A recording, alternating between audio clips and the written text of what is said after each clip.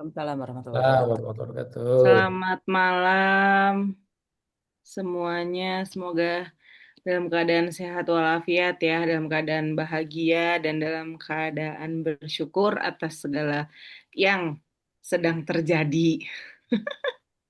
Karena ini alhamdulillah ya, di liburan ini masih nyempetin untuk belajar. Kita ketemu lagi di acara Daras Filsafat. Sekarang pertemuan yang keempat. Jadi buat Bapak Ibu sekalian yang belum menyimak atau belum pernah, baru sekarang ikutan, boleh nanti Mas Teddy kayak udah share linknya di grup ya. Kalau sambil ini, sambil nyetir atau sambil masak, lagi sibuk di dapur, boleh sambil didengerin. Soalnya biasanya aku gitu, kalau di dapur ngapain ya? Kayak gitu mending dengerin apa gitu sambil belajar. Oke, malam ini Mas Teddy udah menyiapkan sebuah materi yang Masya Allah ya, ini hmm, agak ini ya, agak intriguing juga ya Mas ya, Kak. Aku lihat itu. Iya. Agak intriguing dan akan membuat sedikit berpikir. Jadi ini cocok untuk bahan pikiran di weekend, long weekend ini ya, daripada nggak kemana-mana. Mending Biar mikir. overthinking. Iya, modal overthinking untuk long weekend ini. Oke, sebelum kita mulai belajarnya, mari kita berdoa dulu. Berdoa, dipersilahkan.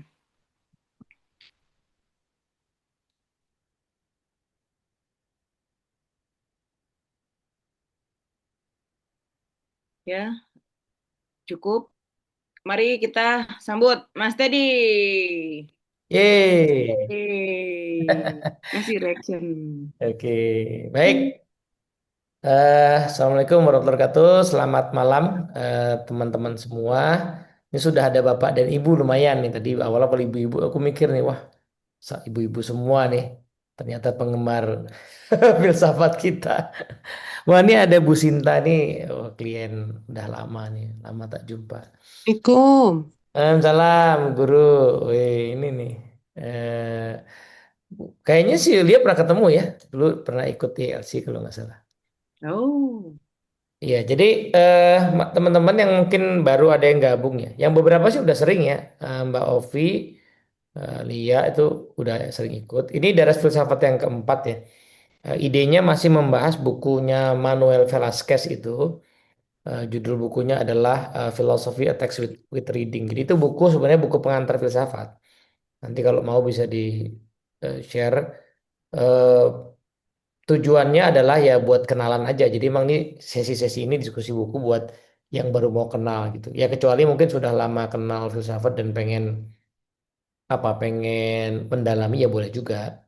Tapi setidaknya buat yang baru kenal, nah kita udah ada 3 episode sebelumnya. Yang lalu itu judulnya, yang pertama tuh Hakikat Filsafat ya. Dari bab satu The Nature of Philosophy. Kemudian yang edisi kedua itu Human Nature atau Hakikat Manusia ya. Yang ketiga itu reality and being untuk memahami realitas. Nah, sekarang ini nih menurut saya bilang sama Mbak Lia ya. Jadi bab 4 tuh memang judulnya Philosophy, Religion and God ya. Nah, bab 5 itu judulnya The Sources of Knowledge, itu epistemologi. Sebenarnya bidangku saat ini lebih ke epistemologi sebenarnya. Jadi aku kemarin kepikiran apa lompat aja ya. Ini agak ngeri-ngeri soalnya yang bab 4 ini. Tapi ya sudahlah, orang namanya buku pengantar ya. Jadi sekedar kita sama-sama berkenalan. Jadi aku mau kasih disclaimer, aku bukan ahli. Ternyata di dalam bidang filsafat, kalau teman-teman pengen tahu yang waktu video pertama ya, itu kan ada jenis-jenis apa? Namanya kok ranting sih apa ini? Cabang-cabang filsafat itu. Nah, aku ternyata cuman banyak mendalami so far baru filsafat ilmu gitu ya, epistemologi sama mungkin etika ya aku agak-agak ngerti dikit-dikit gitu. Nah, filsafat agama ini aku nggak terlalu belum terlalu mendalami gitu. Jadi kalau nanti memang rasanya banyak yang mengambang ya nggak apa-apa. Nanti baca aja bukunya sendiri. Bukunya tidak sulit sebenarnya kalau aku baca. Kalau teman-teman baca buku teks ini, memang ini teks pengantar banget. Jadi tidak sulit, bukan jenis yang rumit lah gitu. Nah, dan zaman sekarang kita bisa juga diskusi sama AI ya, kalau pengen dibimbing, pengen ngerti itu, gitu. Nah, jadi saya udah nyiapin slide. Bismillahirrahmanirrahim ya. Nanti kita coba coba dikasih feedback. Apakah sudah nampak di layar? Udah ya. Oh ya, ini makasih terutama kepada Mbak Lia yang senantiasa menjadi teman. Soalnya saya tuh ngadain sesi begini fungsinya dua ya, pengen belajar lagi biar dipaksa dan pengen berbagi ya. Karena hampir 6 tahun udah belajar filsafat secara formal lewat S2 dan sekarang lagi doktoral. eh, Makin apa ya, makin terpesona ya sama ranah ilmu ini. Jadi pengen bagi-bagi aja, pengen sharing-sharing gitu. Bukan karena sudah ngerti, justru karena belum ngerti, pengen belajar bareng sama teman-teman. Nah, tapi kan butuh temen ya. Kalau nge-zoom kemudian pada off cam semua gitu kan nggak seru ya. Jadi minimal ada satu orang lah. Nah, Mbak Lia nih sudah mewakafkan waktunya ya. Ya kebetulan beliau juga seneng ini ya, Mbak Lia. Sudah seneng dengerin Pak Faiz gitu kan. Iya, udah mulai mengenal itu Carl Jung ya gitu lah. Oh iya kali Jun. Tinggal inilah nanti tinggal daftar magister lah. Ya oke baik. Ah, yang belum nyimak sesi sebelumnya ya nanti tinggal ini aja, tinggal nonton yang sebelumnya ya. Kalau ada pengantar-pengantar. Nah, saya kasih judul memahami agama. Ini tentang filsafat agama dan Tuhan. Intinya begini. eh Kita mengenal agama itu yang umum kan dari agama kita masing-masing ya. Jadi langsung dari agama kita masing-masing. Bangunan ajarannya udah udah jadi kita terima begitu saja. Yang Muslim, yang Kristen, yang Buddha dan agama yang lain gitu. Nah, tiap agama punya logikanya sendiri pasti, yang punya logikanya sendiri, cara merumuskan gimana, cara memahami Tuhan bagaimana. Nah, lalu kemudian ada dalam filsafat itu kajian yang mengkaji agama secara keseluruhan gitu. Nah, nanti memang kadang-kadang masuk ke dalam, misalnya kayak nanti di buku ini terus terang kita perlu mengakui si Manuel Velasquez itu banyak mengambil pemikiran filsafat agama baru dari sumber-sumber Barat Eropa lah ya. Jadi terutama dari tradisi Judaisme, Kristen, Kristen ya. Jadi yang banyak dikutip sama dia argumen itu. Nah, makanya nanti di akhir aku sedikit tambahkan mungkin beberapa pemikir Islam. Tapi terus terang saya nggak ahli, jadi saya cuma tahu dikit-dikit aja. Nah, tapi sebenarnya ini bukan studi tentang agama, ini studi tentang eh bukan studi tentang agama tertentu ya, tetapi ini studi tentang agama secara keseluruhan. Nah, sebenarnya agama itu apa sih? Nah, gitu. Kenapa ada agama gitu? Kalau dibalik, bagaimana jika tidak ada agama? Nah, itu tuh seperti apa? Nah, itu yang mau kita bahas ya. Nah, jadi ada 6 blok materi kita pada malam hari ini. Pertama adalah signifikansi agama. Kenapa kenyataannya agama ada gitu? Hampir dalam tiap peradaban tuh agama ada. Kalau ada orang yang sekarang misalnya ateis ya tidak mengakui adanya Tuhan itu nggak menganggap agama perlu gitu. Ya kenyataannya manusia sebagian besar masih beragama gitu. Jadi kita perlu menelaah nih kenapa ya dengan beragam bentuknya, dengan beragam ajaran bahkan ada yang bikin agama-agama baru ya. Ya film-film Korea beberapa itu punya punya adegan agama-agama baru gitu.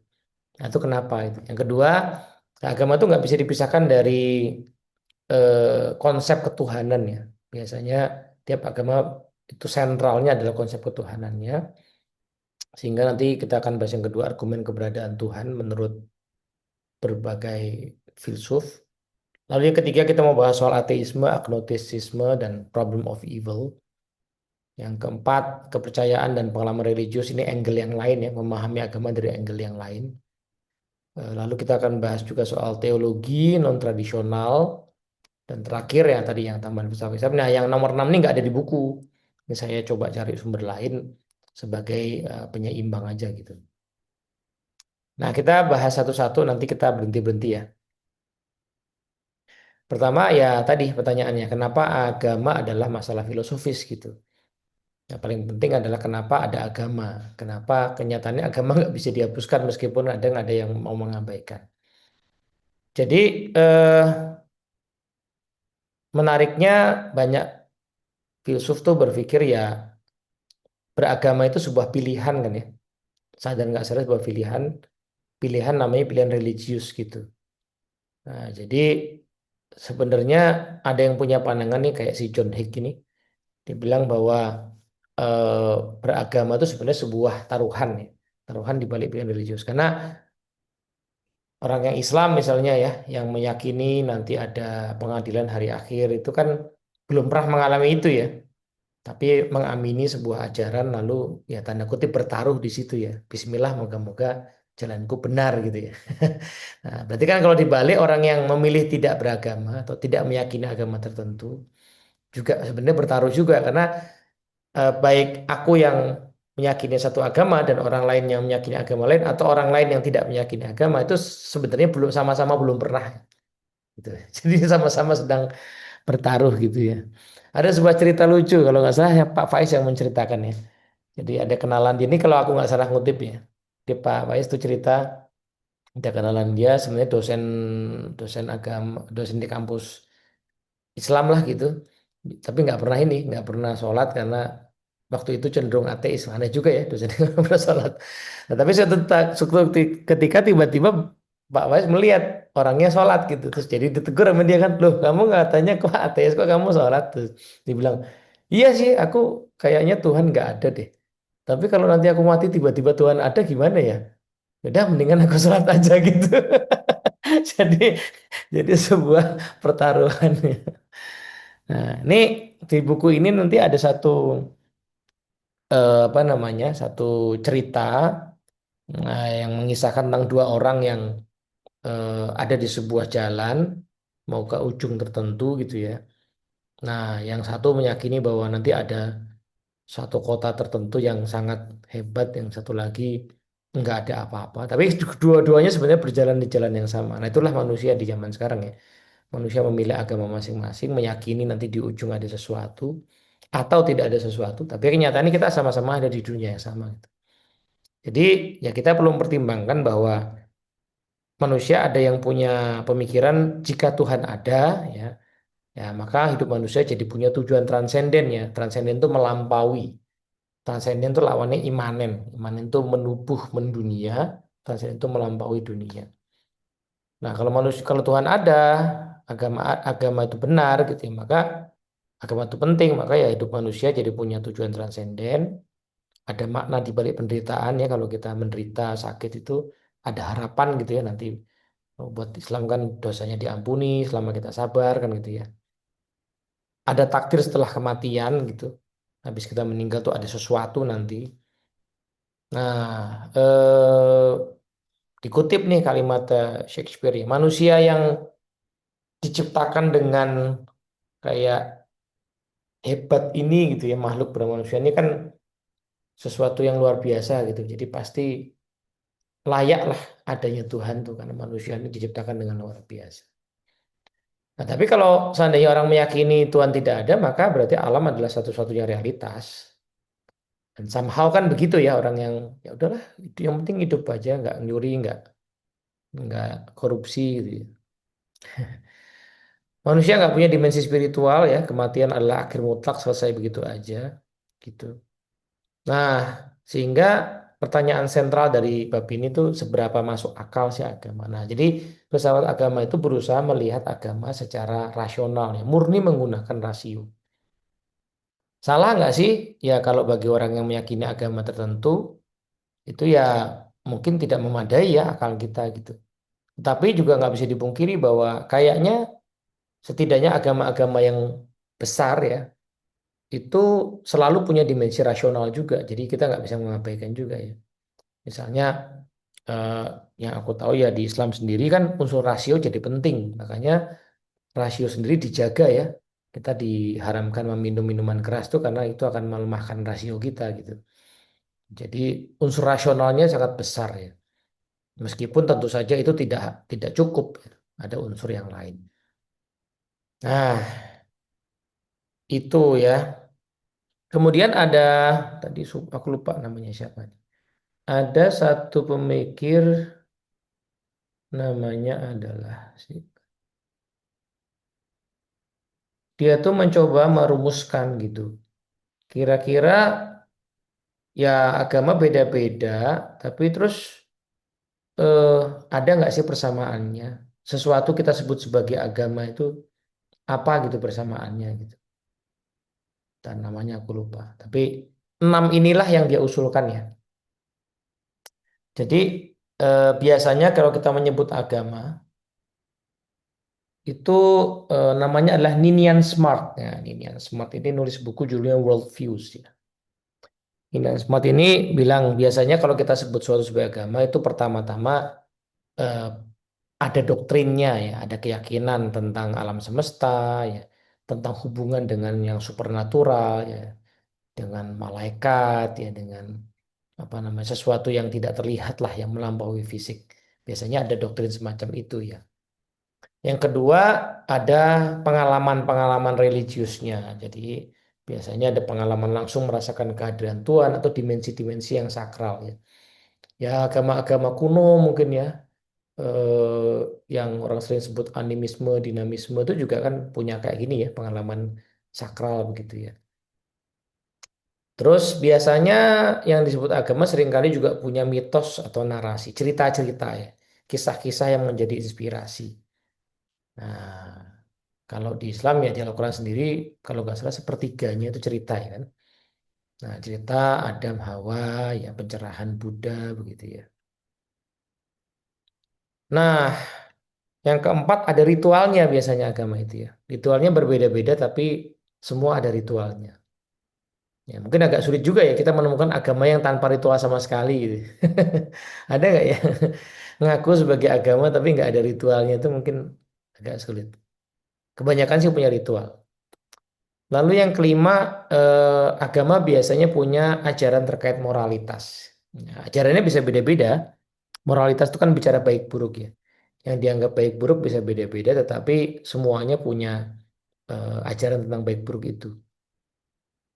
Nah, ada yang ciri yang keenam yang diajukan sama Ninian Smart. Tapi ini sebenarnya kalau kata menurut Velasquez nggak mesti ada di semua. Yang kayaknya mesti ada di semua tuh lima itu. Yang keenam ini namanya organisasi. Ya, kebanyakan agama tuh akhirnya punya organisasi, sistem organisasi, tapi dikatakan ya kenyataannya nggak semua sih. Gitu. Ada yang tidak punya organisasi juga. Cuman memang sekarang kalau dilihat agama-agama yang lagi besar sekarang ya punya organisasi ya. Gitu. Nah, tapi at least yang lima kayaknya sih sepakat lah ya. Agama itu biasanya punya doktrin, ada pengalaman, ada mitos narasinya, ada ritualnya, sama ada ajaran baik buruknya gitu. Jadi ini nih lima nih Li, kalau mau bikin agama baru Li. Minimal itu ya. Iya coba bikin bikin doktrin sendiri. Itu Lia Eden tuh udah memenuhi belum tuh? Iya makanya dia ada pengikutnya kan. Dia punya doktrin, dia mendapatkan. Dan kononnya, aku tuh pernah kenal dengan orang yang temennya anaknya gitu. Nah itu kenalanku ini ya pernah dekat lah dengan gerakan itu. Kemudian memang kayak pernah ditunjukin ya kayak sebenarnya tanda kutip ya. Keajaiban-keajaiban itu pernah ditunjukin sebagai pengalaman religius ini gitu. Sulap-sulapnya gitu ya. Iya gitu. Itu. Jadi emang ada. Ya, ini kalau mau bikin agama baru nih minimal harus ada limanya Hmm. gitu. Jadi kayak gitu nih salah satu studi filsafat agama adalah mempelajari apa sih yang disebut sebagai agama. Agama itu hakikatnya apa tuh, ciri-cirinya apa saja gitu. Nah, nanti kemudian masing-masing ini bisa didalami ya misalnya apa perbedaan doktrin Islam, Kristen, Yahudi, Buddha gitu. Bisa dibedakan kan. Pengalaman religius yang biasanya dialami apa saja gitu ya. Ritualnya apa saja gitu. Itu yang bisa dipelajari. Nah, itu bagian pertama nih. Jadi agama ya kalau seandainya kita anggap penting Tuhan ada maka konsekuensinya yang kiri, kalau enggak ya konsekuensinya yang kanan gitu. Kira-kira begitu. Maka aku sendiri berpandangan ya bahwa orang itu pada dasarnya sih beragama meskipun dia nggak sadar sih. Karena minimal orang suka punya doktrin tertentu ya terpengaruh dari masyarakat, dari teman-teman gitu ya. Dan akhirnya punya ritual ya, punya ritual tertentu. Aku tuh inget dulu ada saudaraku yang nggak pernah sholat ya, masih mengaku Muslim nggak pernah sholat. Eh, tapi paling rajin ikut istighosah. Aku nggak tahu gurunya Senangnya yang siapa. rame-rame gitu. Senangnya yang gitu-gitu, tapi ritualnya nggak mau. Padahal istighosah itu effort juga loh, kok mana ikut gurunya Iya. kemana kemana gitu. Berarti Mm-mm. ritualnya ada juga gitu. Tadi raise hand ya, kali ya. Iya, aku tadi mau nanya apa ya? Oh iya ya. Jadi antara agama dan spiritualitas itu di sini berbeda ya. Karena kalau spiritualitas bisa jadi dia nggak ada checklist-checklistan ini gitu. Dia hanya part of, misalnya ada mitosnya, oke, berarti dia tidak dianggap agama baru gitu. Kalau kalau sekte itu kalau sekte itu kan dinamakan sekte karena dia penyimpangan dari agama. Tapi kan bisa jadi sekte itu sudah memiliki checklistan ini. Iya Kalau betul. ya kan, kalau ke spiritualan tuh kayak bisa jadi dia nggak lima, bisa jadi dia cuma dua atau tiga atau apa Spiritualan gitu itu apa kan. maksudnya? Hmm? Kespiritualan itu apa maksudnya? Iya kalau misalnya kayak nanti kan Mas Edi akan bahas kayak ateis sama agnostik gitu ya. Oh iya iya iya iya. Jadi kan itu ke spirit apa ya bilangnya ya. Dia percaya ada sesuatu. Kalau di ISQ tuh yang suka dibahas adalah ada God spotnya itu loh. Jadi bagaimana setiap orang punya God spot, tapi oke, anggap aja dia punya God spot, dia mengakui adanya Tuhan dan dia melakukan kegiatan ritual tertentu gitu. Cuman karena dia nggak ada organisasinya atau dia nggak ada doktrin tertentu, jadi itu tidak dianggap sebagai sebuah agama. Itu ya ya udah itu mah keyakinan. Kalau zaman Oh dulu tuh kayak keyakinan pada Tuhan Yang Maha Esa gitu mungkin ya, ya, mungkin.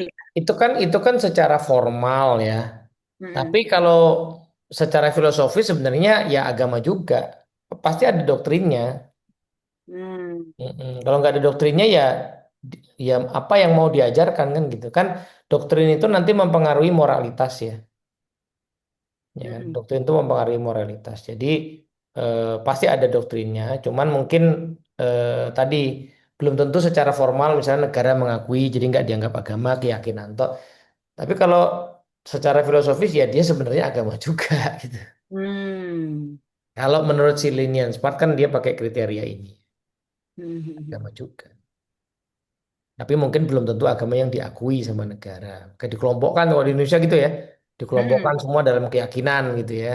Hmm. Sunda Wiwitan misalnya gitu kan. Ya, Bukan betul. semua, gitu.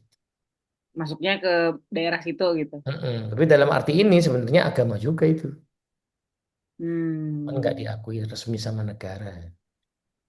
Ya itu nanti termasuk kritik-kritik ya bahwa apakah agama itu sebenarnya adalah bentuk dari pengendalian kekuasaan ya kan. Buktinya negara ada yang merasa butuh untuk ya punya andil ya dalam keberagamaan ya. Di Indonesia apalagi ada menteri agama ya. Ada menteri agama yang kadang-kadang kena kasus ya. Hmm. Gitu. Itu Hmm. bagian pertama ya Hmm. soal signifikansi agama. Jadi ya kalau mau boleh ambil kesimpulan ya kenyataannya agama ada, jadi ada implikasinya gitu ya. Nah itu yang nggak bisa ditolak ya. Mau orang misalnya nggak suka mengkritik ya mau menafikan agama kenyataannya ada dan ada manfaatnya gitu ya dan ada ciri-cirinya ya kalau ada ciri-cirinya kan kalau di filsafat kan istilahnya ada ontologi itu sesuatu tuh adanya itu bagaimana nah ternyata kita bisa merumuskan ciri-cirinya kok itu tadi ada 5 sampai 6 tadi berarti ya ada itu gitu kalau nanti misalnya si Freud mengatakan agama itu hanya ilusi manusia ilusi infantil manusia eh, ya mau dianggap ilusi kenyataannya ada ritualnya, ada organisasinya gitu kan. Gitu. Nah, maka jadi penting untuk dipelajari, ditelaah, maka filsafat agama itu satu kajian yang cukup besar ya. Gitu. Nah, yang kedua, sekarang kita ngomongin tema sentral nih. Tema sentral dalam banyak agama biasanya adalah Tuhan gitu ya. Nah, jadi pertanyaan pentingnya kan Tuhan itu ada apa enggak gitu kan. Nah, bagi yang ada tuh bagaimana membuktikan keberadaannya? Karena kan tadi ya di bab pertama ya, antara yang mengakui agama dan yang tidak itu sama-sama belum pernah nyampe ujung gitu. Itu cuma diceritain aja. Maka keberadaan Tuhan ini harus dibuktikan lewat apa gitu. Nah, yang paling klasik ada tiga argumen ya, argumen ontologis, kosmologis, sama desain. Nanti kita pelajari satu-satu. Yang paling sering, nah ini tadi ya, ini Pak Velasquez ini mengutip dari pemikir-pemikir Eropa ya, terutama di Katolik ini. Yang paling terkenal ya Anselm dari Canterbury, ini filsuf, teolog juga, itu mencoba untuk merumuskan argumen tentang Tuhan itu pasti ada. Caranya pakai logika. Ini logikanya dia ya. Tuhan itu kan apa sih? Tuhan itu kan harus sesuatu yang tidak ada yang lebih besar darinya yang dapat dibayangkan. Benar nggak kira-kira? Kalau ada yang lebih besar lagi, berarti dia bukan Tuhan gitu. Tuhan itu Ya, harus sesuatu yang nggak mungkin ada yang lebih besar lagi yang dari yang bisa dibayangkan. yang maha gitu ya. Gitu. Nah, Hmm. argumen dia tuh pertama kalimatnya begini.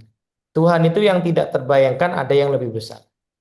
Harus kayak gitu. Kalau enggak ya ya bukan Tuhan, kita nggak usah ngomong kan. Hmm. Setuju nggak? Setuju gitu ya. Tuh, Nah, sepakat. kenyataannya konsep tentang hal seperti ini ya, bahwa ada yang tidak mungkin lebih besar dari dia, itu ada di dalam pikiran kita. Bahkan seorang ateis pun bisa ngerti. Dia mungkin tidak menerima, tapi dia bisa mengerti konsep kayak gini, bahwa ada sesuatu yang, bahwa mungkin ada sesuatu yang sangat besar yang tidak ada yang lebih besar dari dia.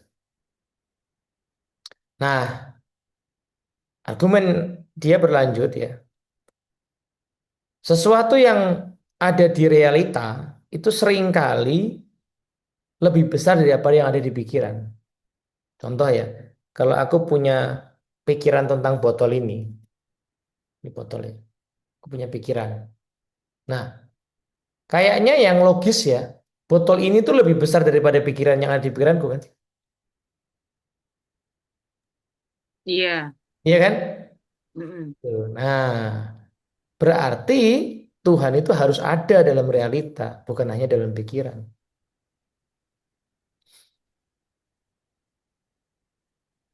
Nah, di pikiranku aja bisa kok tak bayangkan sesuatu yang sangat besar yang nggak ada yang bisa lebih besar dari dia. Hmm. Berarti ya Tuhan itu pasti ada gitu. Soalnya sesuatu yang mungkin kubayangkan kayak kubayangkan botol ini, itu di kenyataannya dia lebih besar gitu, lebih nyata, lebih konkret. Ya, bahkan yang kecil lah, aku bisa membayangkan semut gitu ya. Di kenyataannya semut itu pasti lebih konkret, lebih besar daripada bayanganku ya. Lebih konkret, lebih nyata lah minimal. Oh berarti kalau Tuhan yang seperti ini aku bisa bayangkan, berarti di nyatanya pun Tuhan pasti ada. Pinter loh kalimatnya. Kalau pikir-pikir ini. Ya, ini kalimatnya matematis sekali ini Iya soalnya. bener. Iya gitu. Nah ini cukup terkenal nih argumen ini Anselm dari Canterbury ya.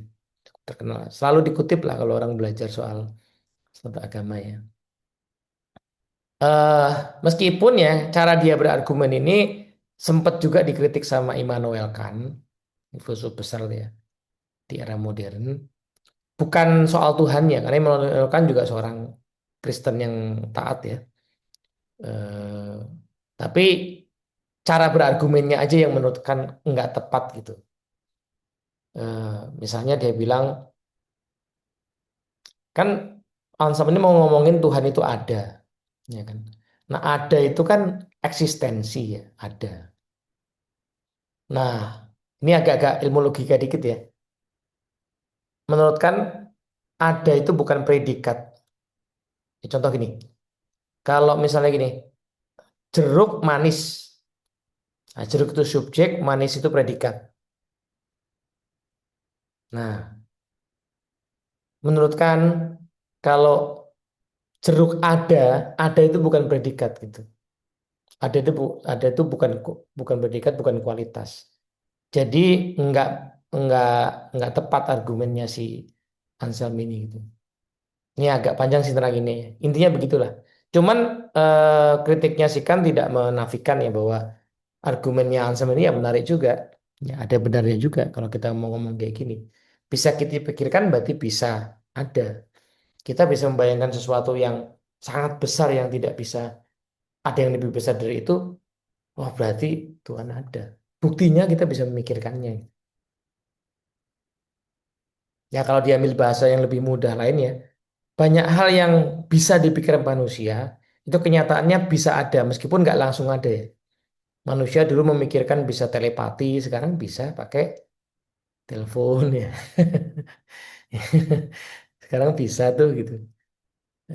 Jadi mungkin nggak langsung bisa ada, tapi kenyataannya bisa ada. Nah, berarti kalau kita sanggup memikirkan sesuatu yang namanya Tuhan dengan kriteria seperti itu, berarti Tuhan itu pasti ada. Ini namanya argumen ontologis ya. Ontologis ingat ya mungkin kalau nanti nonton video yang awalnya. Pembahasan tentang adanya sesuatu di filsafat. Yang kedua, argumen kosmologis. Nah, kosmos itu ngomongin semesta. Kosmologis itu angle-nya ini yang mengajukan namanya Thomas Aquinas. Ini juga seorang Katolik ya, dia teologian. Kalau boleh, ada yang bilang sih, kalau boleh disejajarkan Thomas Aquinas itu eh, teolog atau ulama yang kalau di level di Islam Syafi'i Asy'ari itu kayak Imam Ghazali lah gitu. Nah, jadi Imam Ghazali itu kan kayak merumuskan dasar-dasar logika gitu-gitu ya. Pokoknya jadi rapi lah sama dia. Nah, Thomas Aquinas itu kayak melakukan hal yang sama di apa namanya di Katolik ya. Ada yang bilang begitu. Nah, Thomas Aquinas mengajukan argumen kosmologis. Jadi, Tuhan itu ada caranya begini logikanya. Dia mengajukan namanya 5 jalan ya. Ya. Titik tolaknya pengalaman empiris tentang dunia. Kalau si Anselm kan tadi pure pakai dalam pikiran. Oh, ini lihat aja dunia ini ya. Dibilang gini, satu, dunia ini itu ada sesuatu yang namanya gerak, ya kan? Sebuah dunia kan gerak ya, angin bergerak, manusia bergerak, benda bergerak. Gitu. Nah, dunia ini isinya gerak. Nah, kalau ada gerak, berarti harus ada penggerak. Nah, penggerak itu kalau dirunut kan ada penggerak lagi, penggerak gitu ya. Nah, itu nggak mungkin terus-terusan, nggak mungkin infinite. Pasti ada mentoknya, harus ada yang namanya penggerak pertama yang dia sendiri tidak digerakkan. Sebab kalau dia masih digerakkan berarti bukan penggerak pertama. Nah, Hmm. karena semua dunia ini bergerak, jadi pasti ada penggerak pertama. Karena nggak mungkin infinite, nggak masuk akal itu infinite. Nah, satu ya kan, jadi penggerak pertama siapa? Ya Tuhan gitu kan. Yang kedua dari kausalitas. Oh, dunia ini isinya sebab akibat, ya kan? Kalau kita lihat sekeliling isinya sebab akibat. Kita makan kenyang gitu kan. Kita dorong meja digeser gitu. Dunia sebab akibat. Nah, dalam konteks sebab akibat, nggak mungkin ada sesuatu yang menjadi sebab bagi dirinya sendiri. Artinya, dunia yang isinya sebab akibat ini nggak mungkin terjadi tiba-tiba sebab akibat. Pasti ada penyebab pertamanya, harus ada, harus ada.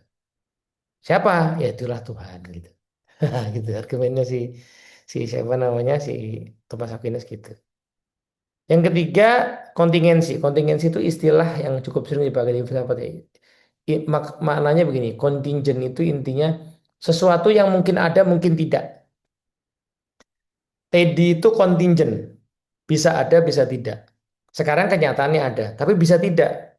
Gimana caranya bisa tidak? Andaikan bapak ibuku dulu nggak ketemu, Teddy nggak akan ada. Jadi manusia bernama Teddy itu bisa ada, bisa tidak. Sekarang memang kenyataannya ada, tapi secara hakiki dia bisa ada, bisa tidak. Nah, dunia itu isinya begitu, ya. Banyak hal di dunia itu kontingen, bisa ada, bisa tidak. Nah, tapi menurut Aquinas,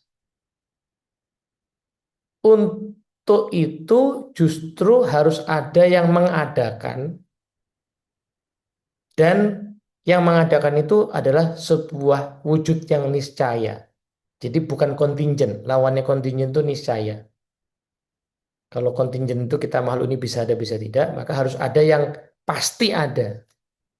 Jadi nggak mungkin sesuatu itu bisa ada, bisa tidak semua gitu. Pasti ada yang niscaya ada. Siapa itu? Ya itulah Tuhan.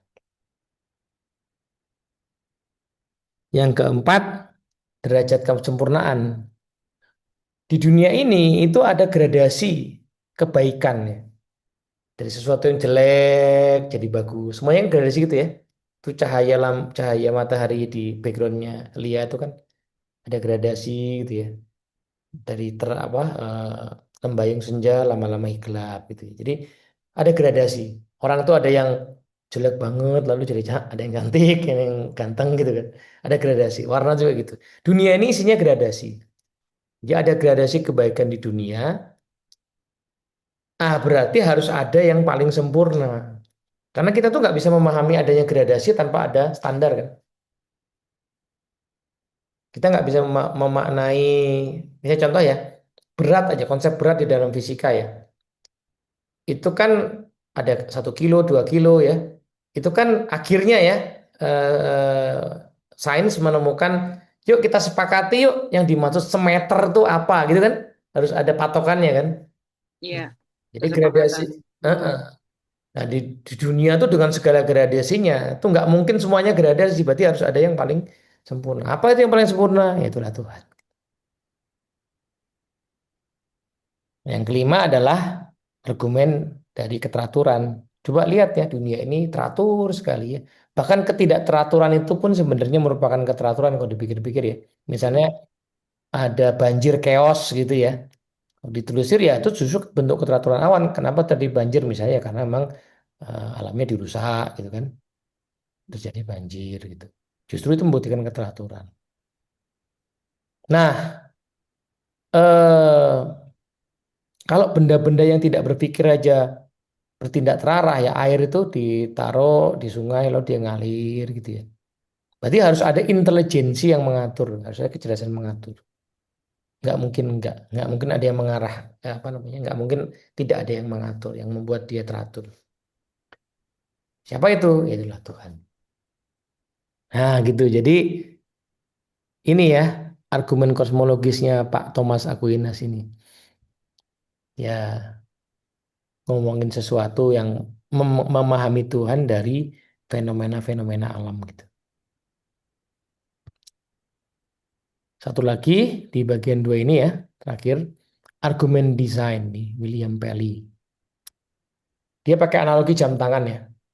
Kalau kita menemukan sebuah jam tangan, itu kita pasti tahu bahwa jam tangan itu ada yang membuat. Ya. Nggak mungkin kita menemukan sesuatu sekompleks jam tangan, atau zaman sekarang laptop gitu ya. Terus kita meyakini laptop ini terjadi dengan sendirinya, itu nggak mungkin. Jadi laptop ini pasti ada yang membuat ya. Nah, adanya desain katanya jam tangan itu mengimplikasikan adanya desainer atau yang mendesain. Nah, laptop jam tangan aja harus ada pembuatnya. Masa misalnya kita ya manusia yang sekompleks ini, masa kita nggak ada yang membuat itu. Jadi harus ada desainer yang lebih agung. Nah, di versi yang lebih kontemporer, ya ilmu-ilmu fisika itu kan menemukan konstanta-konstanta fisik di alam semesta ya. Alam semesta kan sangat teratur kan. Fisika sudah menemukan itu ya. Jadi fisika sendiri mengakui bahwa alam ini kayak disetel, ada setelannya sangat presisi gitu. Nah, ini nggak mungkin harusnya kalau tidak ada yang mendesain.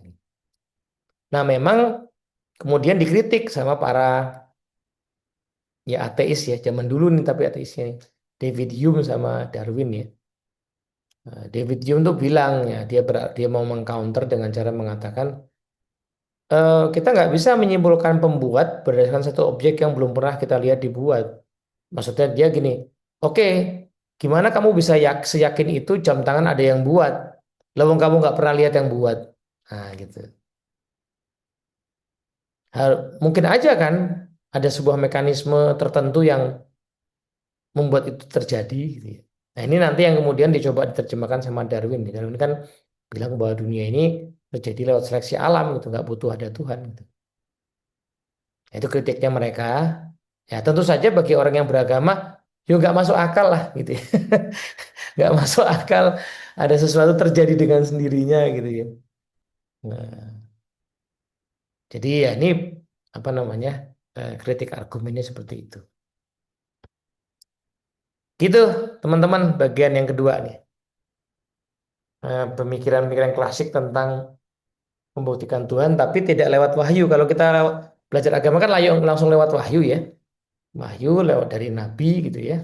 Nah, kalau ini di filsafat ya pure orang-orang manusia-manusia yang mencoba mengenali atau merumuskan Tuhan menggunakan akalnya gitu. Dia mau komentar dulu nggak? Ini udah berapa orang ya? Ternyata lumayan juga loh. Iya, udah 10, 8 berarti Mas dikurangi Mm-mm. kita. Iya. Hmm, seru ini. Karena kalau di Islam kan juga pas aku ini ya, belajar lagi gitu. Ini menggunakan argumen yang sama kayak tadi jam tangan itu. Cuman Mm-mm. ininya coba pikirkan, kalau misalnya ada benda, mungkin nggak benda itu ada tanpa ada yang membikin. Berarti kan Ya, ada zat yang membikin ya. Kalau di Islam kita iya. bilangnya kan zat ya, nggak yang nggak ini gitu. Tidak hi- ini tidak spesifik apa, tapi berarti ada zat yang menciptakannya. Terus Iya. yang tadi ya, yang argumen yang kosmologis tuh, ini juga termasuk yang membuat aku jadi kayak, oh iya ya, bener ya, gitu. Kan ada yang filsafat itu loh Mas, yang awal tuh kan mempelajari nature ya, mempelajari alam segala macam. Mm-mm. Jadi kayak oh iya ya, kalau alam itu bisa, logikanya gini deh, daun tuh kenapa macem-macem ya? Mm-mm. Daun aja, kenapa macem-macem, warnanya bisa macem-macem, tanaman bisa macem-macem. Iya. Masa ini semua evolusi? Harusnya kan kalau ini semua evolusi, ada daun yang udah nggak ada, terus dia berubah jadi sesuatu. Tapi buktinya Mm-mm. dari zaman dulu ada kok ini. Dan dia tidak, teh teh itu dari dulu begitu gitu. Dari zaman Mm. Dendels ya begitu, teh nggak berubah. Dia jadi gigantis gitu, nggak jadi jeruk gitu. Berarti ya mungkin somehow teori evolusi itu nggak tepat juga gitu. Sebenarnya orang yang meyakini Tuhan nggak juga mesti menafikan evolusi ya. Kenyataannya perubahan itu ada dan teori evolusi kan bilang perubahannya nggak cepat juga kan. Mm-mm. Perubahannya kan ratusan juta tahun gitu kan. Nah, tapi itu juga tidak menafikan bahwa yang bikin proses terjadi evolusi itu juga sebenarnya justru makin menguatkan itu adalah Tuhan gitu kan. Manusia Iya, kok jadi, bisa berubah ya mm. setelah 1000 tahun, 2000 tahun kok bisa berubah gitu. Ya justru itu, justru makin diyakini gitu. Jadi eh, setauku sih Islam juga tidak menafikan bahwa ada evolusi di dalam dunia ya. Cuman Mm-mm. ya justru makin mengokohkan. Nah, tapi ya tentu saja kalau yang tidak meyakini ya tadi argumennya nggak harus ada. Gimana kita bisa meyakini jam tangan itu ada yang bikin loh kita nggak pernah lihat. Jangan-jangan dia ada sendiri. Nah, tapi bagi yang apa meyakini Tuhan, ah nggak mungkin lah masa sekompleks itu ada sendiri gitu. Mm. Gitu. Tapi ya ini tema topik-topik yang dibahas lah di apa filsafat agama ya. Yang nanti tiap agama akan punya doktrin ketuhanan sendiri-sendiri Mm-mm. gitu. Jadi doktrin ketuhanannya Islam, Kristen itu berbeda. Ada juga yang kalau yang cukup banyak itu agama Abrahamik katanya ya dari Nabi Mm. Ibrahim. Ya mungkin kalau zaman sekarang variannya ya Islam, Yahudi, Kristen itu umumnya kan Tuhan itu person, jadi ada personnya satu Tuhan gitu ya. Nah, dalam agama yang lain nggak mesti gitu. Jadi kalaupun kita sama-sama mempercakapkan Tuhan, bentuknya nggak mesti sama gitu ya. Ya, itu nanti yang dipelajari di filsafat agama yang lebih spesifik. Tapi tema sentralnya ya biasanya filsafat agama selalu punya diskusi tentang ketuhanan. Mm. Nah ini Mas ada pertanyaan dari Mas Andreas Mas di kolom chat. Apakah Tuhan mesti dilihat sebagai sesuatu atau bisa sebagai landasan dasaran meskipun tidak ada sesuatu konkret? Nah ini yang tuh maksud tadi Mas Andre. Ya ada agama yang punya konsepsi sesuatu ya person itu. Nah umumnya agama Abrahamik. Tapi ada juga ya kalau nggak salah Buddha kalau nggak salah ya yang tidak bicara seperti itu atau Hindu mungkin yang tidak bicara seperti itu. Gitu. Jadi itu yang menjadikan perbedaan konsep Tuhan gitu. Nah, kalau mau memilih, artinya gini, kalau kita memilih sebuah agama, sebenarnya kita memilih konsep Tuhan tertentu ya. Gitu. Kalau di Islam, Cocok-cocokan ya Mas. cocok kan. Kalau agama kita yang kita pilih so far di yang tiga tadi, tiga Abrahamik, itu pasti konsep Tuhannya person nih, definite gitu. Tapi yang lain mungkin ya berbeda. Cuman sama-sama pasti punya konsep Tuhan gitu. Jadi pertanyaan jawabannya Mas Andre, ya tidak mesti menurut yang meyakini ya. Tapi menurut yang meyakini Tuhan itu definite ya, ya mesti gitu. Gitu. Nah, lanjut ya agenda ketiga. Kalau tadi sudah ngomongin ketuhanan kan berarti asumsinya nih teis ya. Teis itu berarti meyakini ya, teisme, meyakini bahwa Tuhan itu ada dan aku beragama. Nah, sementara itu di sisi yang lain ya, ada variannya nih ya. Variannya umumnya ateisme, agnostisisme dan nanti ada persoalan problem of variable itu sebenarnya lebih ke problematika yang diajukan para ateisi.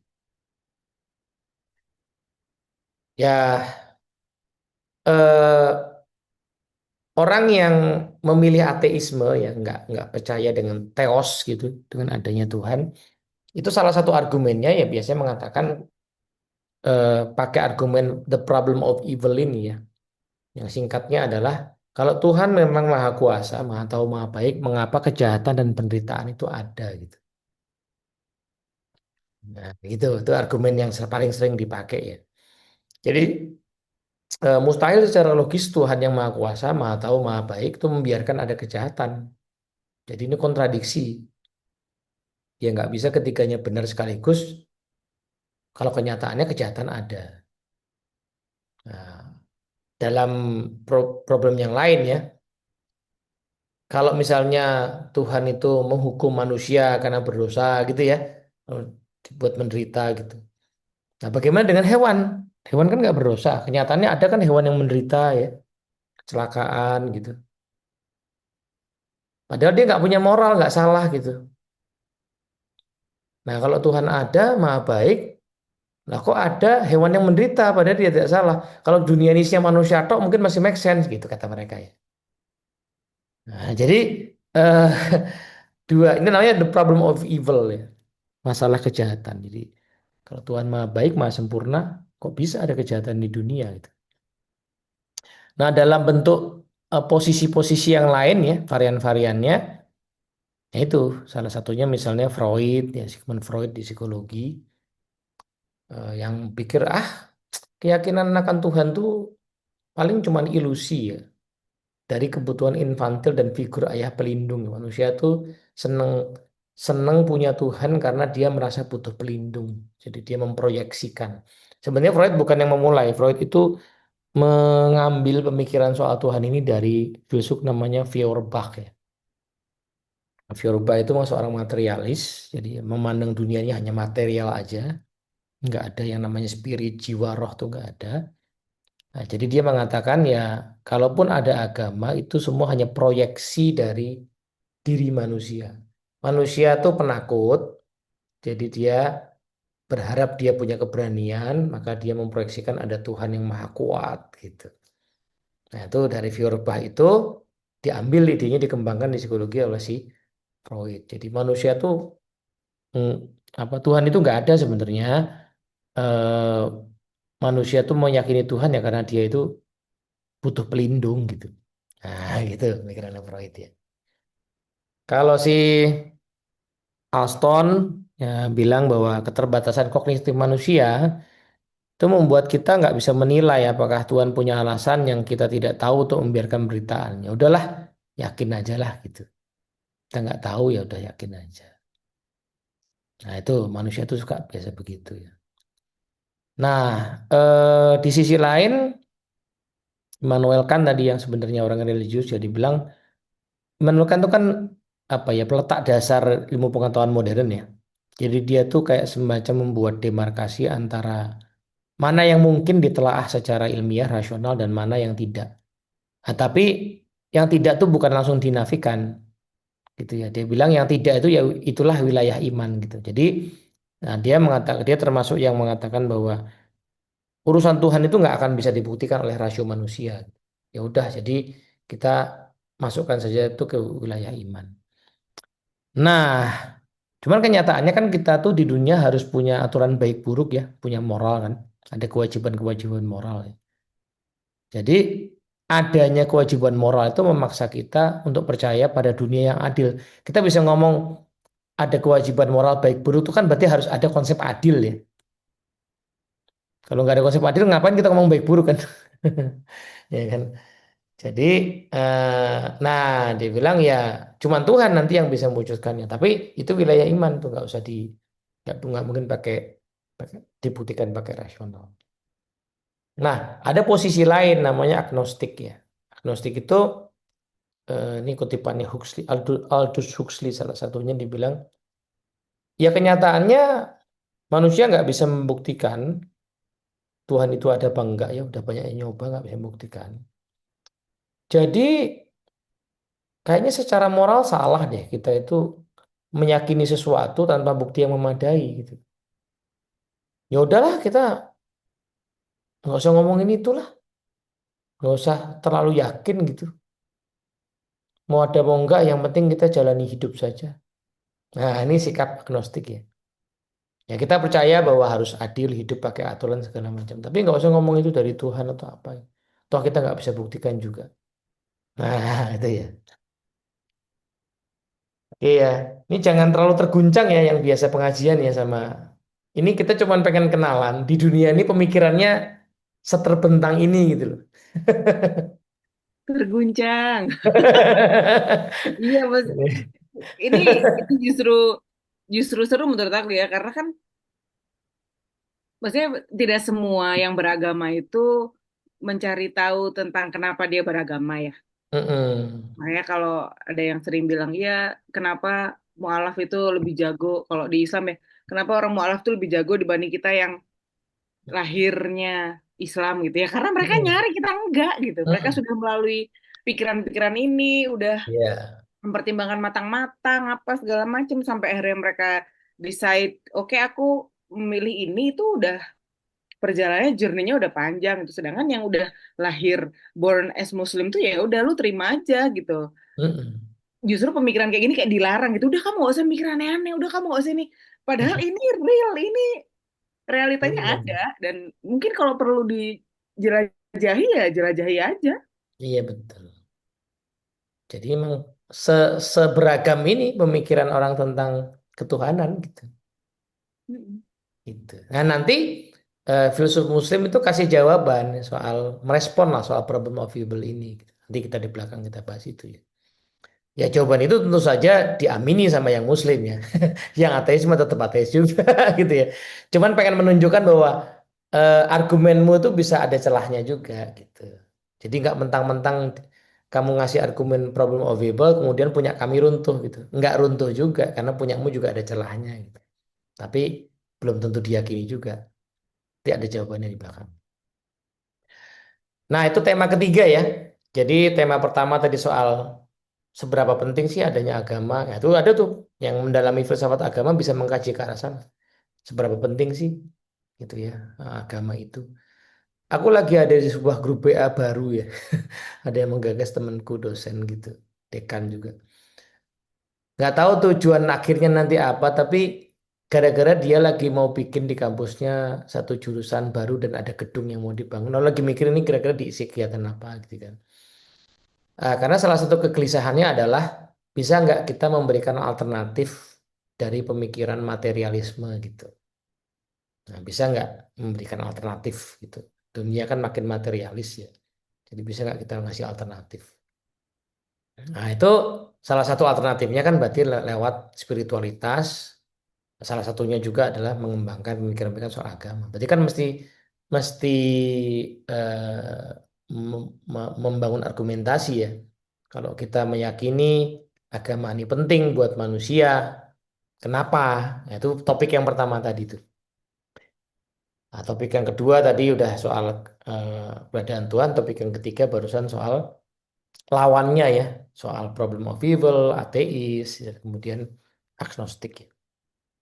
Nah, sekarang topik yang keempat di filsafat agama tentang belief atau kepercayaan. Gimana sih orang tuh bisa yakin? Nah, tadi kan ya, oke kita bisa pakai argumen-argumen untuk membuktikan Tuhan, tapi ya boleh dikatakan memang nggak semuanya memuaskan ya. Sehingga orang yang beragama tuh akhirnya sebenarnya percaya aja kan. Ya memang akalnya bekerja, tetapi sebenarnya lebih banyak percayanya gitu. Ya kan? Nah, maka pertanyaan di topik ini adalah bagaimana mungkin ya kita tuh bisa percaya ternyata meskipun nggak punya bukti yang cukup gitu. Nah, nanti ada hubungannya dengan pengalaman-pengalaman religius ya. Nah, ada tokoh-tokoh yang dalam topik ini gitu yang suka ngulik topik ini, salah satunya namanya William James. William James ini terkenal di psikologi. Jadi dia sebenarnya adalah filsuf psikolog juga ya. Di psikologi lebih terkenal sebagai psikolog, tapi sebenarnya dia jauh lebih besar sebagai filsuf ya. Dia orang Amerika, ya kita tahu Amerika pemikirannya lebih pragmatis ya. Pragmatis itu artinya yang penting ada gunanya, nah, gitu ya. Itu ciri pragmatis. Nah, dia nulis buku The Will to Believe. Dia bilang sah secara moral dan rasional untuk percaya berdasarkan passional nature bila opsi bersifat satu ya living pilihan yang relevan bagi kita, force tidak bisa dihindari, diam pun sudah pilihan, momentus taruhannya besar dan nggak terbalikkan dan tidak bisa terselesaikan. Jadi poinnya gini, kan tadi ya, kok bisa sih orang beragama itu percaya padahal nggak sepenuhnya bisa membuktikan ya, selalu ada celahnya lah argumennya. Nah, kata William James, ya kenyataannya manusia tuh boleh-boleh saja kok mempercayai sesuatu tanpa bukti yang sangat kokoh gitu ya. Nah, cuman ada syaratnya. Ya, satu adalah pilihan itu relevan bagi kita gitu. Nah, contoh lah mungkin kenapa Lia beragama ya karena itu relevan buat kehidupannya. Hidupnya lebih mudah ya, ngikutin aturan agama ya, jalanin gitu. Terus nggak bisa dihindari. Lalu aku memilih keluar dari agama pun kenyataannya aku akan memilih agama yang lain ya. Ya, jadi aku nggak memilih agama pun sebenarnya aku beragama tertentu gitu ya. Ya kenapa nggak aku memilih salah satu aja gitu. Nah, kalau aku tuh waktu itu pernah berdebat sama teman gini, boleh nggak kita bikin sendiri agama gitu kan? Sebenarnya boleh aja. Tapi pertanyaan gue ya, kalau kita orang yang rasional ilmiah ya zaman modern ini, habis bab satu di perumusan masalah itu bab dua tuh tinjauan teoretik dulu. Cari teori yang paling valid yang udah ada baru kita kritik atau kita lanjutin dan segala macamnya. Yang ada agama yang udah 1400 tahun, 2000 tahun, ngapain bikin sendiri? Nyapain umur kita cuma 50 60, kenapa nggak pilih yang proven aja gitu. Gitu. Nah itu ya, jadi nggak bisa dihindari. Ya. Nah, terlalu besar taruhannya kalau kita nggak beragama gitu ya. Dan banyak hal ternyata yang tidak bisa diselesaikan oleh akal semata gitu. Jadi ya itulah yang membuat manusia akhirnya bisa meyakini sesuatu yang tanpa bukti cukup karena ada hal-hal ini. Jadi sah-sah aja orang kemudian secara moral dan rasional untuk memilih sesuatu yang tidak sepenuhnya bisa dijelaskan secara pakai akal. Gitu. Sebab kalau kamu nggak milih beragama pun, kamu memilih gitu. Memilih agama tertentu. Nah, ya tadi ya, yang satu sisi ya di Clifford ya, selalu dimanapun bagi siapapun salah secara moral untuk percaya pada sesuatu yang bersembunyi yang nggak cukup ya. eh ini lawannya berarti kan, si Clifford yang lawannya The Ethics of Belief ya. Jadi dia bilang nggak bisa gitu ya. Salah secara moral percaya pada sesuatu yang buktinya nggak cukup. Soalnya kalau nggak pakai bukti cukup, kita tuh cenderung merugikan orang lain, gitu kan, merusak diri sendiri, jadi gampang terlalu percaya gitu kan, dan bahkan merusak standar kebenaran di masyarakat. Ya. Nah, jadi menurut si Clifford ya nggak bisa sembarangan gitu. Kita meyakini sesuatu tuh harus pakai bukti, kalau nggak itu pelanggaran moral. Ada benernya juga gitu ya. Tapi ini perdebatan ya. Kalau si Clifford bilang, kok orang bisa sih percaya sama agama padahal buktinya nggak cukup ya. Kan kita harusnya nggak boleh sembarangan percaya. Gitu. Kalau kata William James, oh boleh kita meyakini sesuatu tanpa bukti yang cukup, asalkan A, B, C, D ini. Gitu.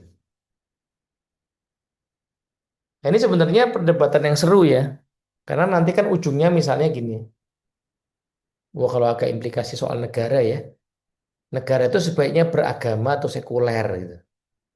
Nah, kalau yang sekuler kan berarti meyakini bahwa nanti kalau kita milih agama tuh nanti agama yang tepat yang mana ya kan? Yang bisa adil yang mana? Nah, sementara yang pemilihan negara agama bilang yang nggak mau sekuler bilang ya, dah emangnya kalau kamu nggak milih salah satu agama, kamu nggak beragama, kamu milih juga gitu, milih tren misalnya itu agama juga gitu. Nah, pada akhirnya ini akhirnya soal pilihan ya.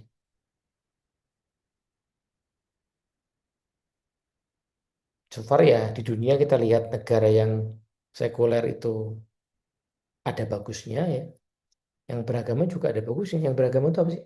Arab Saudi, Malaysia ya, Iran.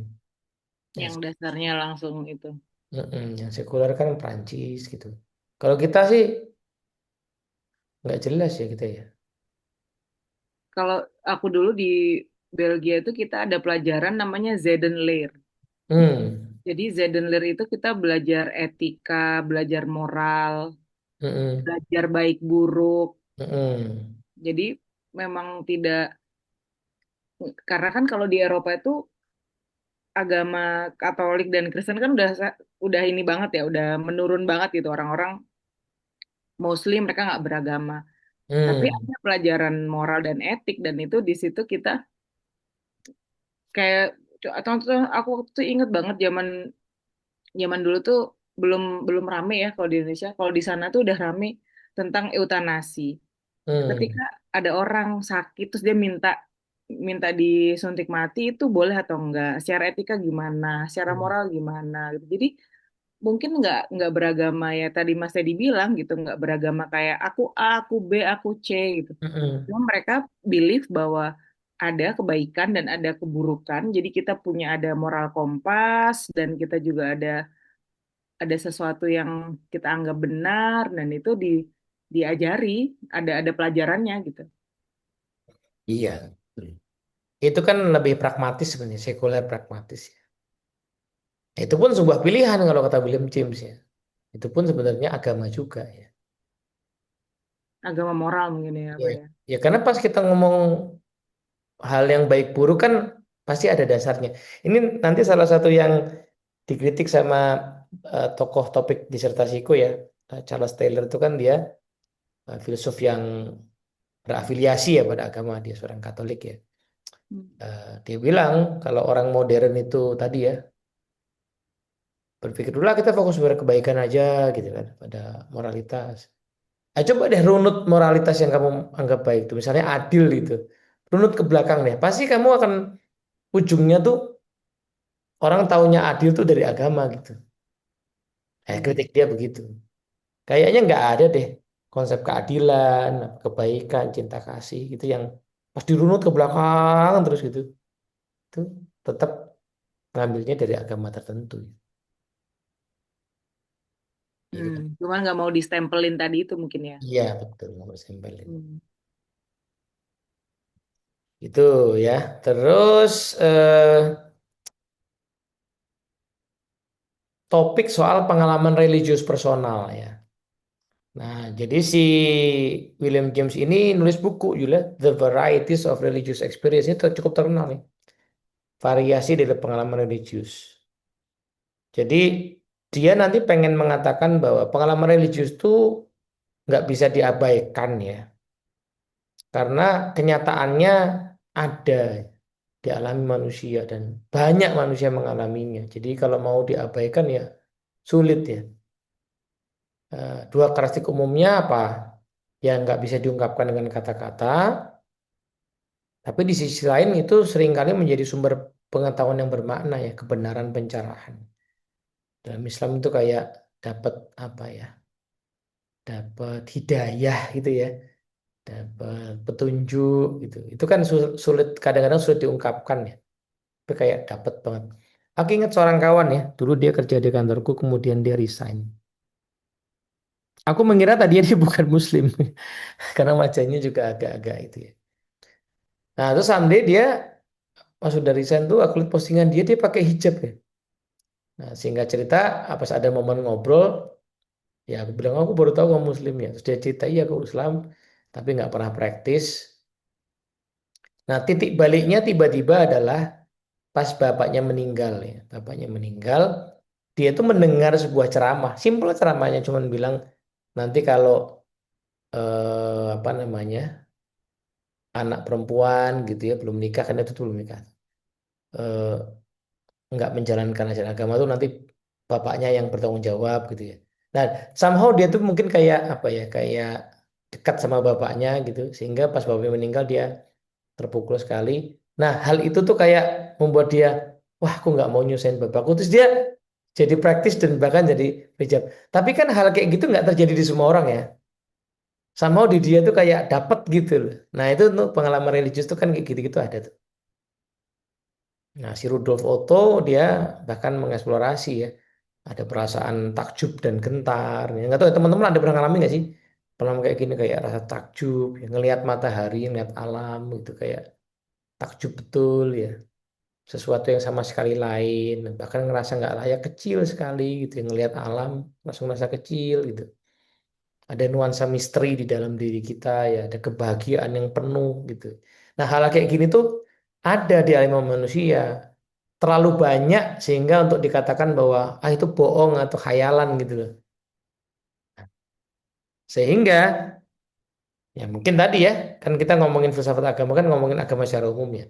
Kenyataan bahwa pengalaman-pengalaman religius itu ada banyak di alami manusia membuktikan berarti ya agama itu penting, Tuhan itu ada, hal yang mistis sakral itu ada gitu. Kita nggak mungkin mengabaikan itu. Kalau kita mau sok materialis semata gitu ya, sok empiris banget gitu, ya nggak bisa juga. Banyak kok yang mengalami kayak gini gitu. Nah, ini angle-nya lain nih. Angle-nya ngomongin bahwa kenyataannya pengalaman religius itu ada. Bentuknya mungkin beda-beda ya. Nah, pertanyaannya kan apakah pengalaman ini bisa jadi bukti bahwa tadi ya Tuhan ada, yang transenden itu ada gitu ya. Nah, ada yang mengatakan ya mungkin saja ya jutaan orang sebanyak sejarah mengklaim mengalami pengalaman bertemu Tuhan ya. Jadi pengalaman kayak ini lebih mungkin daripada sekedar ilusi kata Freud tadi. Jadi kemungkinan besar Tuhan ada. Karena kenyataannya banyak sekali orang mengalami gitu.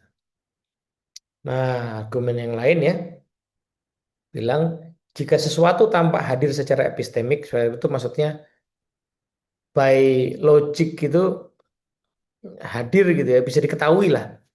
Maka secara umum dia memang hadir, kecuali ada alasan khusus untuk meragukannya.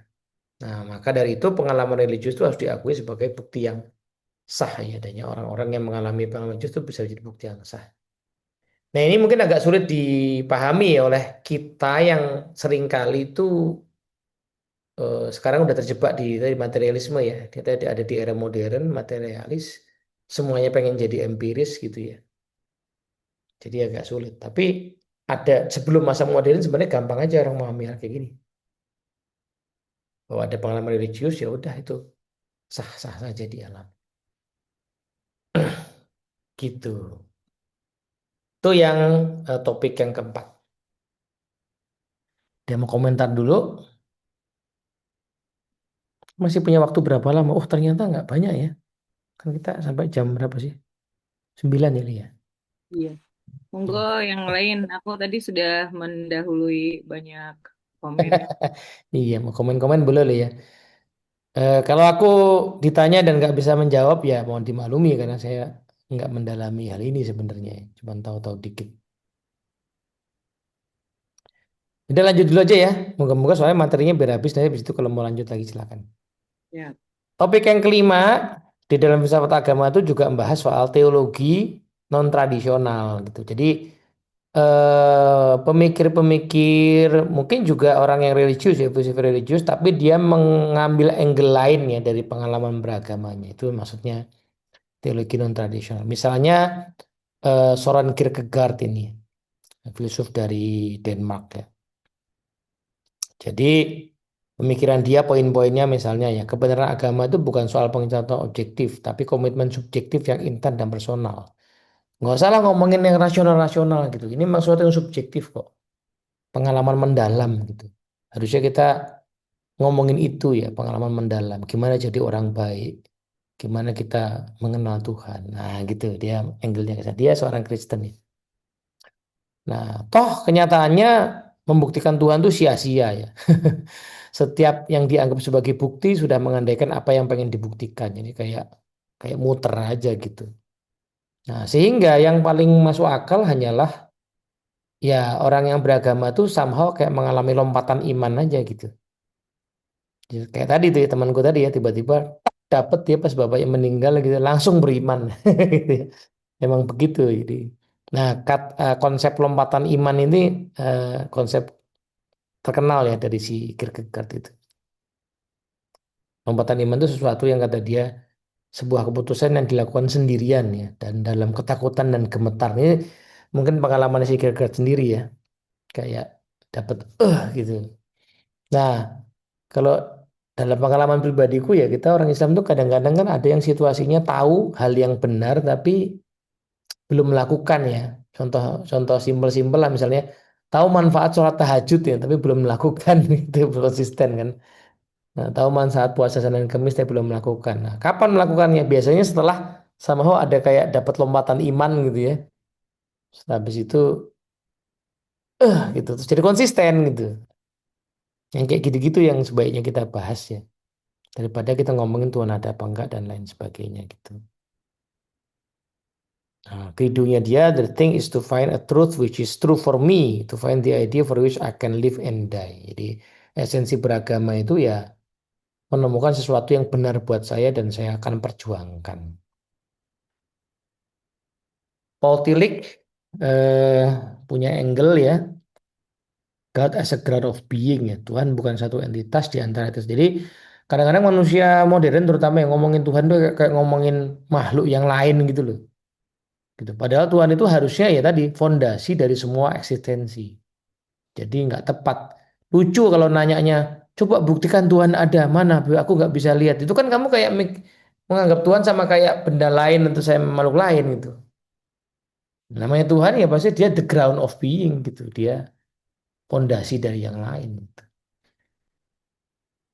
Nah jadi kalau ngomongin Tuhan harus sesuatu yang sangat depth ya, yang mendalam. Jadi aneh juga kalau tadi ngomongin mana buktinya, empiris bisa dilihat mata itu. Padahal ini sesuatu yang harusnya dalam. Ya. Nah, si Potilik bilang bahkan ya, bahkan ateis yang betul-betul yang sungguh-sungguh pada dasarnya itu seringkali dia percaya Tuhan juga. Itu. Nah, sebab orang-orang yang benar-benar ateis itu cuman orang yang dangkal. Ya kebanyakan memang argumen ateisme tuh relatif udah dangkal ya.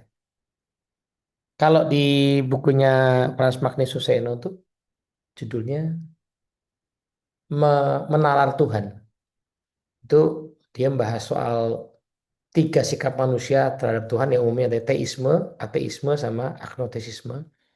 Nah, ateisme tuh dia malah bahas duluan di buku itu dia bilang karena ini sebenarnya dengan pembuktian yang dia buat di buku itu ya, ini sebenarnya adalah pandangan yang paling lemah secara argumentatif gitu gitu.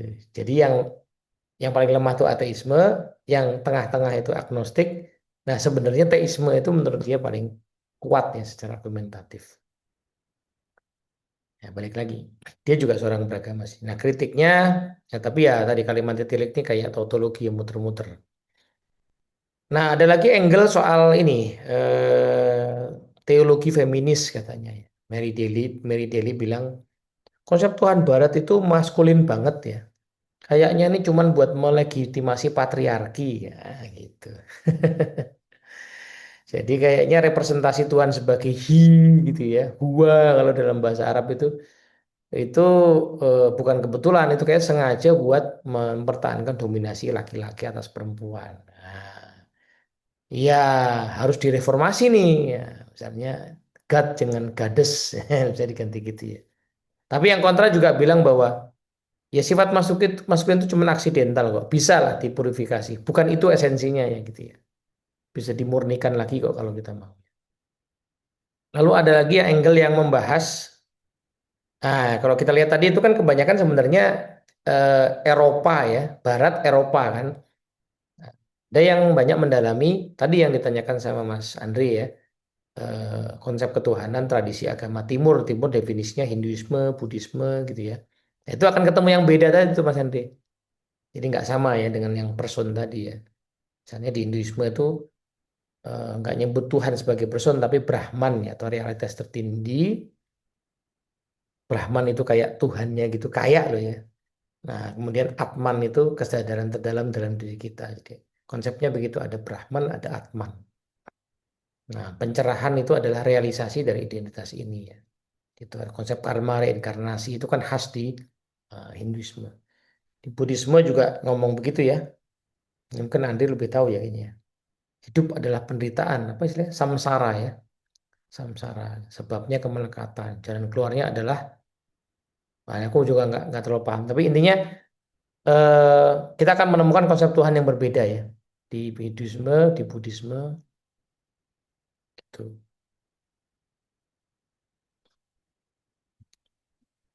Nah, bagian yang keenam eh, terakhir ya ini biar materinya habis dulu aja baru kita diskusi ya. Aku menambahkan tadi ini filsafat Islam tentang Tuhan ya ini nggak ada di Velasquez ya. Padahal para pemikir Muslim itu kontribusinya signifikan dalam konsep ketuhanan ya. Jadi kalaupun nggak berbicara agama Islamnya, tetapi cara mereka berpikir tentang Tuhan itu juga argumentasinya meyakinkan ya, layak diperhitungkan. Misalnya argumentasinya Ibnu Sina atau yang di barat dikenal sebagai Avicenna. Dia mengajukan ada tiga jenis wujud. Wujud itu ada. Ada wujud mustahil, ada wujud kontingen, ya, ada wujud niscaya. Wujud mustahil itu adalah wujud yang nggak mungkin ada. Lucu ya. Wujud tapi nggak mungkin ada. Contohnya lingkaran persegi. Ya, itu kan nggak mungkin ada. Lingkaran nggak persegi. Tapi bisa dipikirkan ya. Bisa dipikirkan tapi nggak mungkin ada gitu loh. Nah itu. Jadi argumennya siapa tadi ya? Bahwa yang dipikirkan itu pasti ada. Itu kan masih bisa digoyahkan. Kata Ibnu Sina, enggak ada kok yang bisa dipikirkan tapi nggak mungkin ada gitu. Nah itu ya. Nah tapi yang kedua ada wujud kontingen. Ya. Wujud yang mungkin ada, mungkin tidak ada. Ya keberadaannya tergantung sebab akibat. Nah kita, aku tadi contohku ya, aku ini kontingen karena aku mungkin ada, mungkin juga tidak ada. Sekarang sih kenyataannya ada, tapi dulu kan tidak ada. Bisa jadi nggak ada ya. Nah, dua jenis wujud ini itu mengandaikan adanya wujud yang niscaya, wujud yang harus ada. Nah, yang kiri tadi wujud yang tidak mungkin ada, yang sebelah kanan justru ada wujud yang pasti ada. Apa itu wujud yang wajibul wujud itu yang harus ada berdasarkan esensinya sendiri, tidak tergantung pada apapun. Itu sesuatu yang harus ada. Nah, struktur argumennya kayak gini ya. Wujud-wujud yang kontingen ada, yang kayak kita ya kayak benda-benda ini kan kontingen semua ya. Bisa ada, bisa enggak. Itu kan kenyataannya ada. Wujud yang kontingen memerlukan sebab. Kita ini memerlukan sebab untuk bisa ada. Nah, nggak mungkin tuh ada rantai sebab akibat terus tanpa tanpa ujung tuh nggak mungkin ya.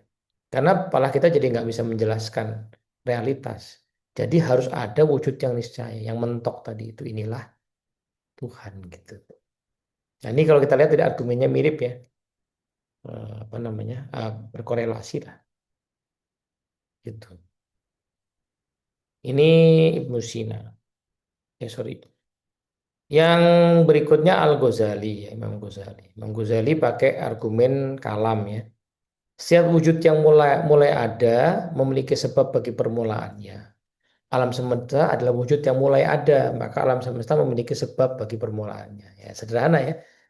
Dunia ini kelihatan bahwa dia tuh ada awal dan akhirnya gitu ya. Apapun ada awal dan akhirnya. Berarti kan Kalau dirunut ke belakang berarti harusnya ada awalnya ya dunia ini.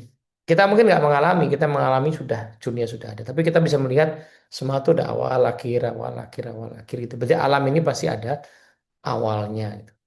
Nah, kalau alam ada awalnya berarti ada sebabnya. Nah, itu argumennya si Al-Ghazali ya. Mendahului Leibniz. Leibniz itu filsuf juga dia. Ah, Al-Ghazali punya argumen soal tadi untuk melawan problem of evil ya. Problem of evil itu kan kalau Tuhan Maha Baik, Tuhan ada gitu, kok ada kejahatan ya, kenyataannya kok ada kejahatan. Nah, kalau si siapa Al-Ghazali justru mengandaikan dunia ini harus dipandang sebagai dunia dalam kemungkinan yang terbaik. Nah, tapi kok kenyataannya ada hal yang nggak baik.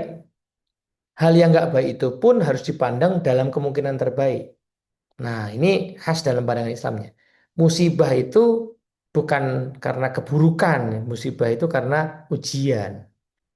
Ya, kalau orang dapat musibah, dia bersabar, itu jadi kebaikan buat dia.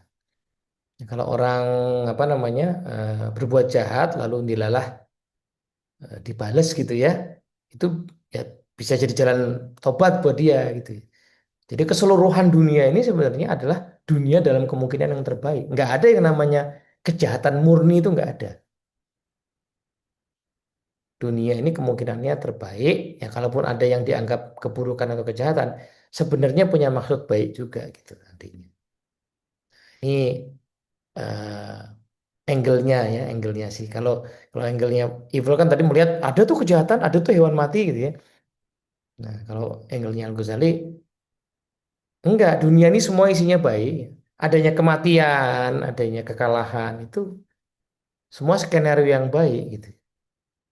Orang tua meninggal ya supaya anaknya bisa mandiri, kan gitu. Seolah-olah kan orang tua meninggal sebagai sebuah musibah. Kelihatannya begitu memang makanya kita innalillahi, tapi ya itu juga jadi hikmah buat anaknya bisa mandiri misalnya gitu. Nah, gitu. Apa nih Mas Andre nih? Ini mirip dengan mazhab school Buddhisme Mahayana, imputed nature, wujud Musa. Ah iya betul, sangat rada mirip ya. Nah itu nanti Mas Andre kalau suka membandingkan itu ada perbandingan konsep ketuhanan tuh. Ada yang menelaah kayak gitu ya, menelaah filsafat agamanya kayak gitu, memperbandingkan. Minat Andre, filsafat Andre. Bisa membandingkan ya.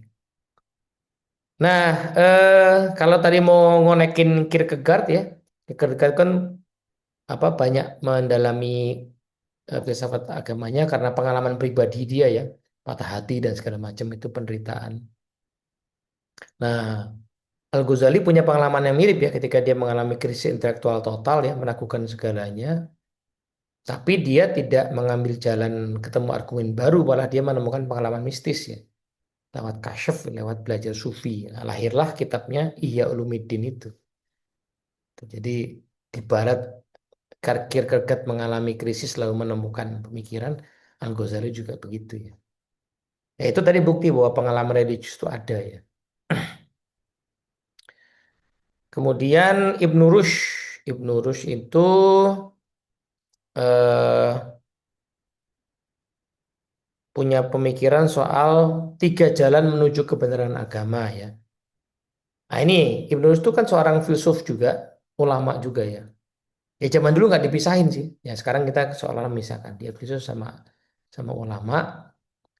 Dia mengkritik Al-Ghazali. Karena Al-Ghazali itu sebenarnya dia filsuf, tapi dia nulis buku judulnya Tahafut Al-Falasifah ya, kerancuan berpikir para filosof. Dia mengkritik Ibnu Sina sebenarnya.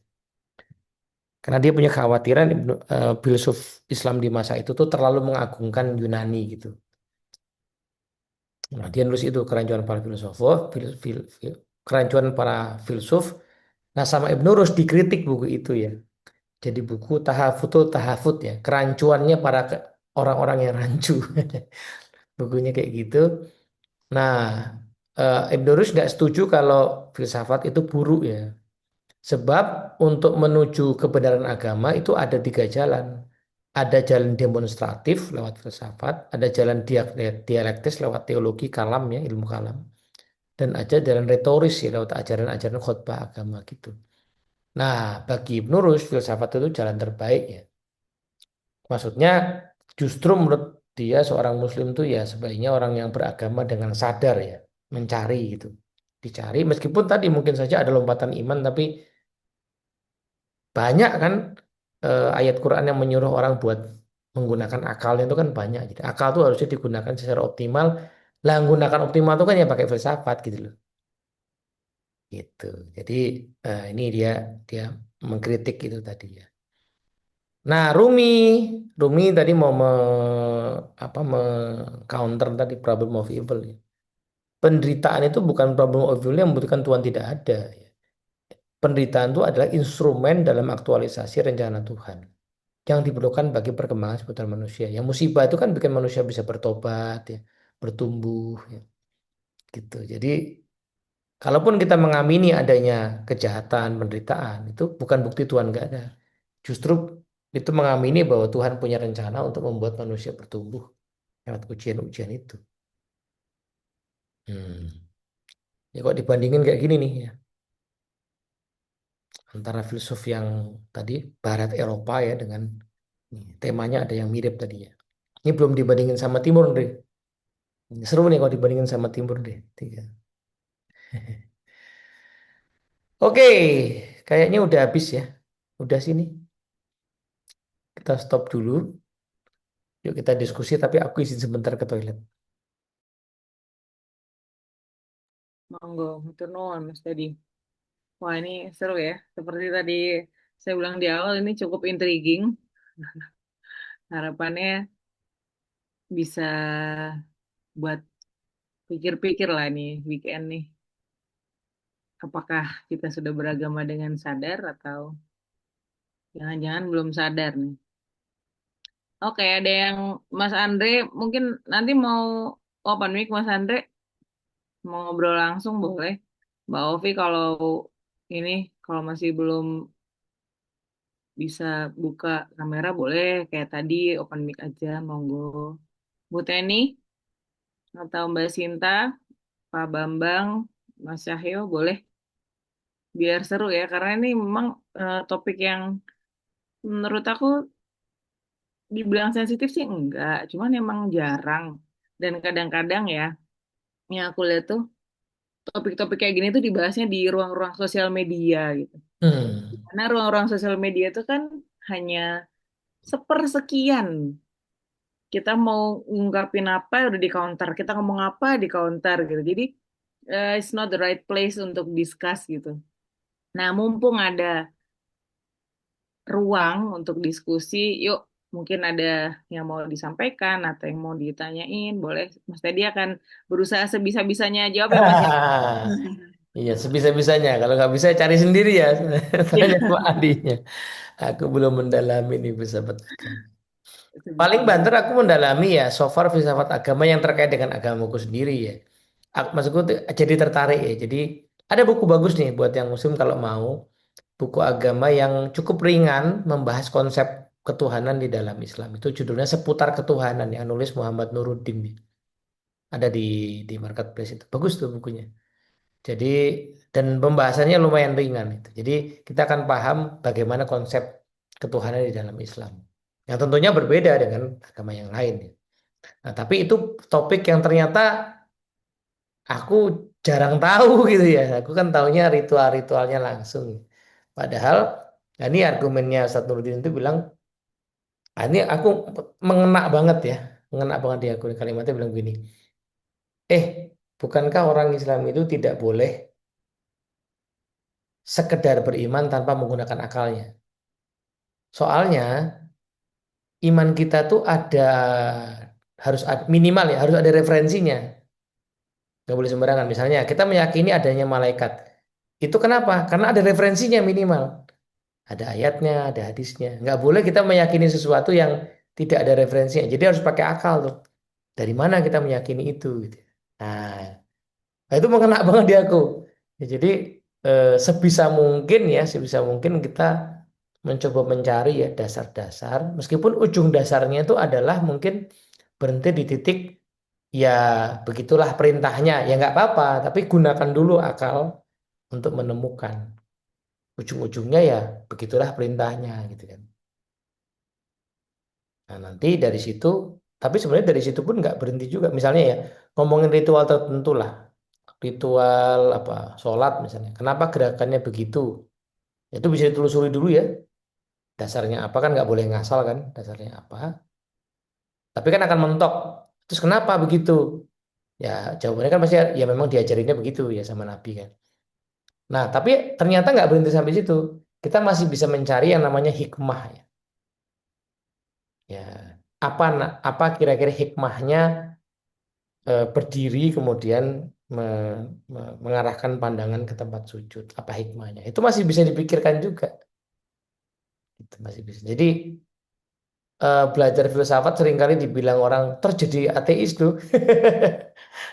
Nah, ada kalimat temanku yang bilang begini, yang jadi ateis tuh ya yang emang udah malas sholat aja dari dulu sebenarnya. Dia cuman membutuhkan justifikasi gitu ya. Nah, soalnya di sisi lain, aku ngerasa kok malah enggak ya. Aku justru merasa jadi dikuatkan ya.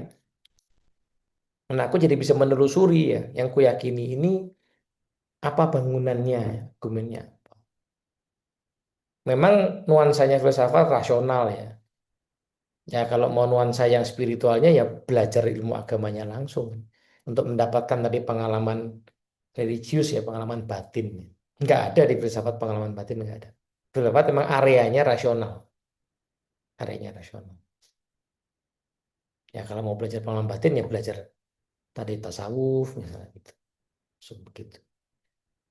Sama lah kayak eh, kita mau ngomongin apa kandungan gizi itu ya bisa di sains ya ilmu gizi itu kandungan gizi itu.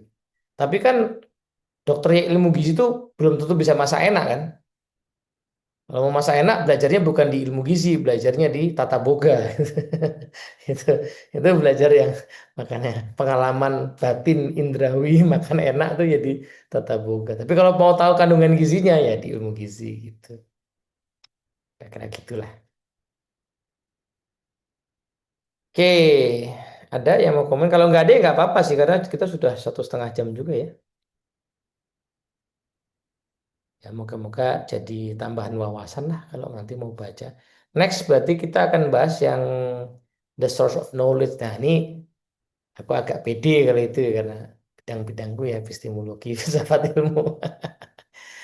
Nah cuman nanti kita akan ketemu bahwa sebenarnya filsafat ilmu ya punya hubungan dengan filsafat agama ya. Karena filsafat ilmu itu kan nanti membahas soal, sebelum jadi filsafat ilmu jadi epistemologi ya. Epistemologi kan cara kita mengetahui sesuatu. Nah, agama itu punya cara mengetahui gitu ya, punya cara mengetahui. Kenapa kita akhirnya meyakini sesuatu itu benar, tepat gitu ya. Itu yang dibahas di The Source of Knowledge ya, topik yang bab 5 nanti. Begitu, mana Mbak Lia? Bu Teni mau komen kayaknya. Komennya kalau saya insight-nya adalah teringatkan lagi untuk baca. Karena Ya. kan apa namanya pertanyaan-pertanyaan kita itu kan bisa didapatkan dari buku ya. Eh, Mm-mm. ka- ka- ka- eh, dari tadi misalnya kenapa kita sholat gerakannya begitu. Tadi saya teringat juga sama temen yang dia tiap tahun ke luar negeri jalan-jalan sekeluarga gitu kan uangnya banyak lah ya tapi dia belum tergerak untuk haji. Hmm. Katanya ngapain sih susah-susah haji. Benar, benar, benar. Antri sekian lama gitu kan terus di sananya juga harus apa namanya ya Suffering kan? Nah. ya ritual haji kan banyak ya harus berdiam di Mm-mm. tenda susah gitu kan Mm-mm. cuman apa namanya ya memang kalau eh, makanya ngaji saya bilang gitu kan. Cuman kalau kalau orang yang nggak belum dapet itu kan kalau kita suruh ngaji kan bayangan dia disuruh baca Al-Quran gitu ya. Iya, iya, iya. Padahal kan yang maksud saya ngaji itu ya pelajari gitu ya. Kenapa kita harus melakukan itu semua gitu kan?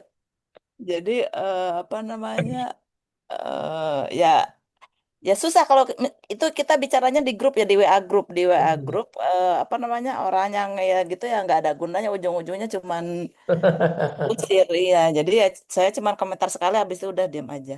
Tapi ya itu tadi apa namanya kalau buat saya sendiri ya jadi teringatkan bahwa emang emang saya sendiri udah tahu dasarnya kenapa saya melakukan itu semua gitu kan ya Hmm. dulu mungkin pernah tahu terus lupa lagi gitu kan harusnya Iya, kan iya, baca betul. lagi.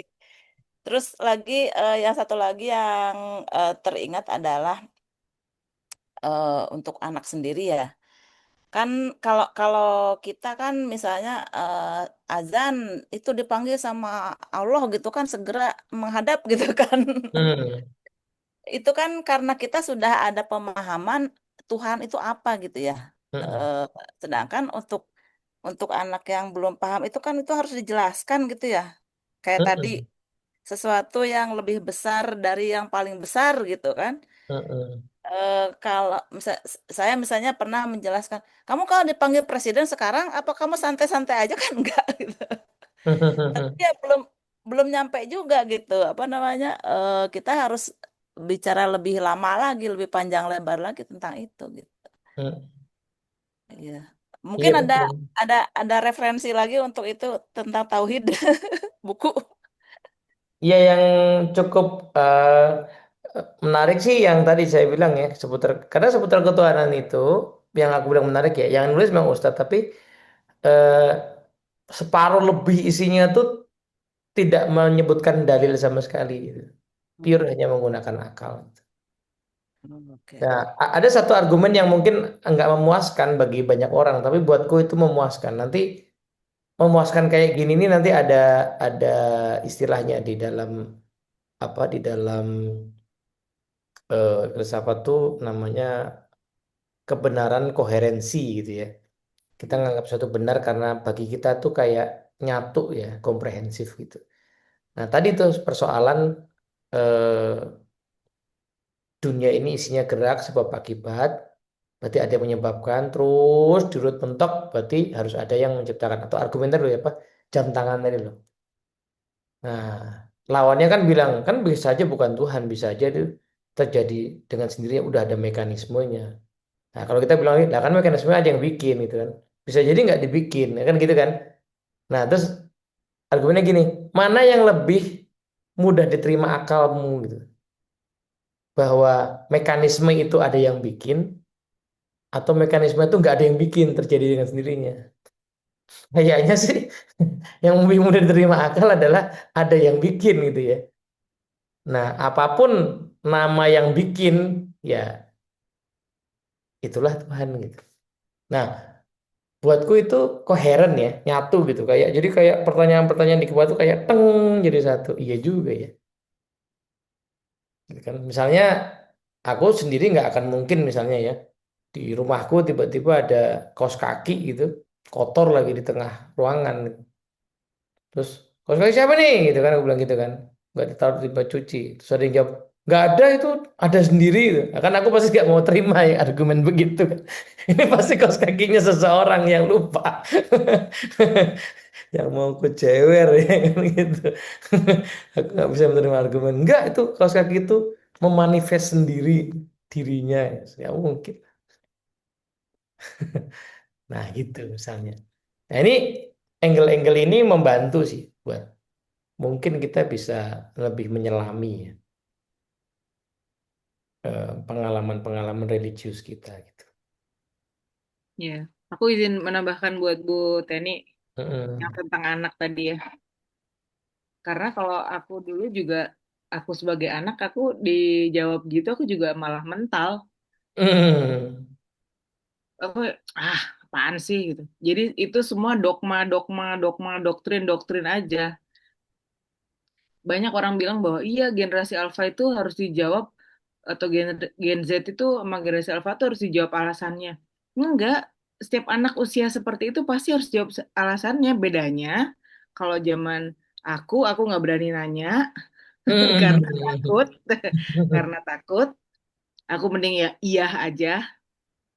Kalau generasi sekarang dia berani nanya gitu. Itu sebuah keberanian yang tidak aku miliki.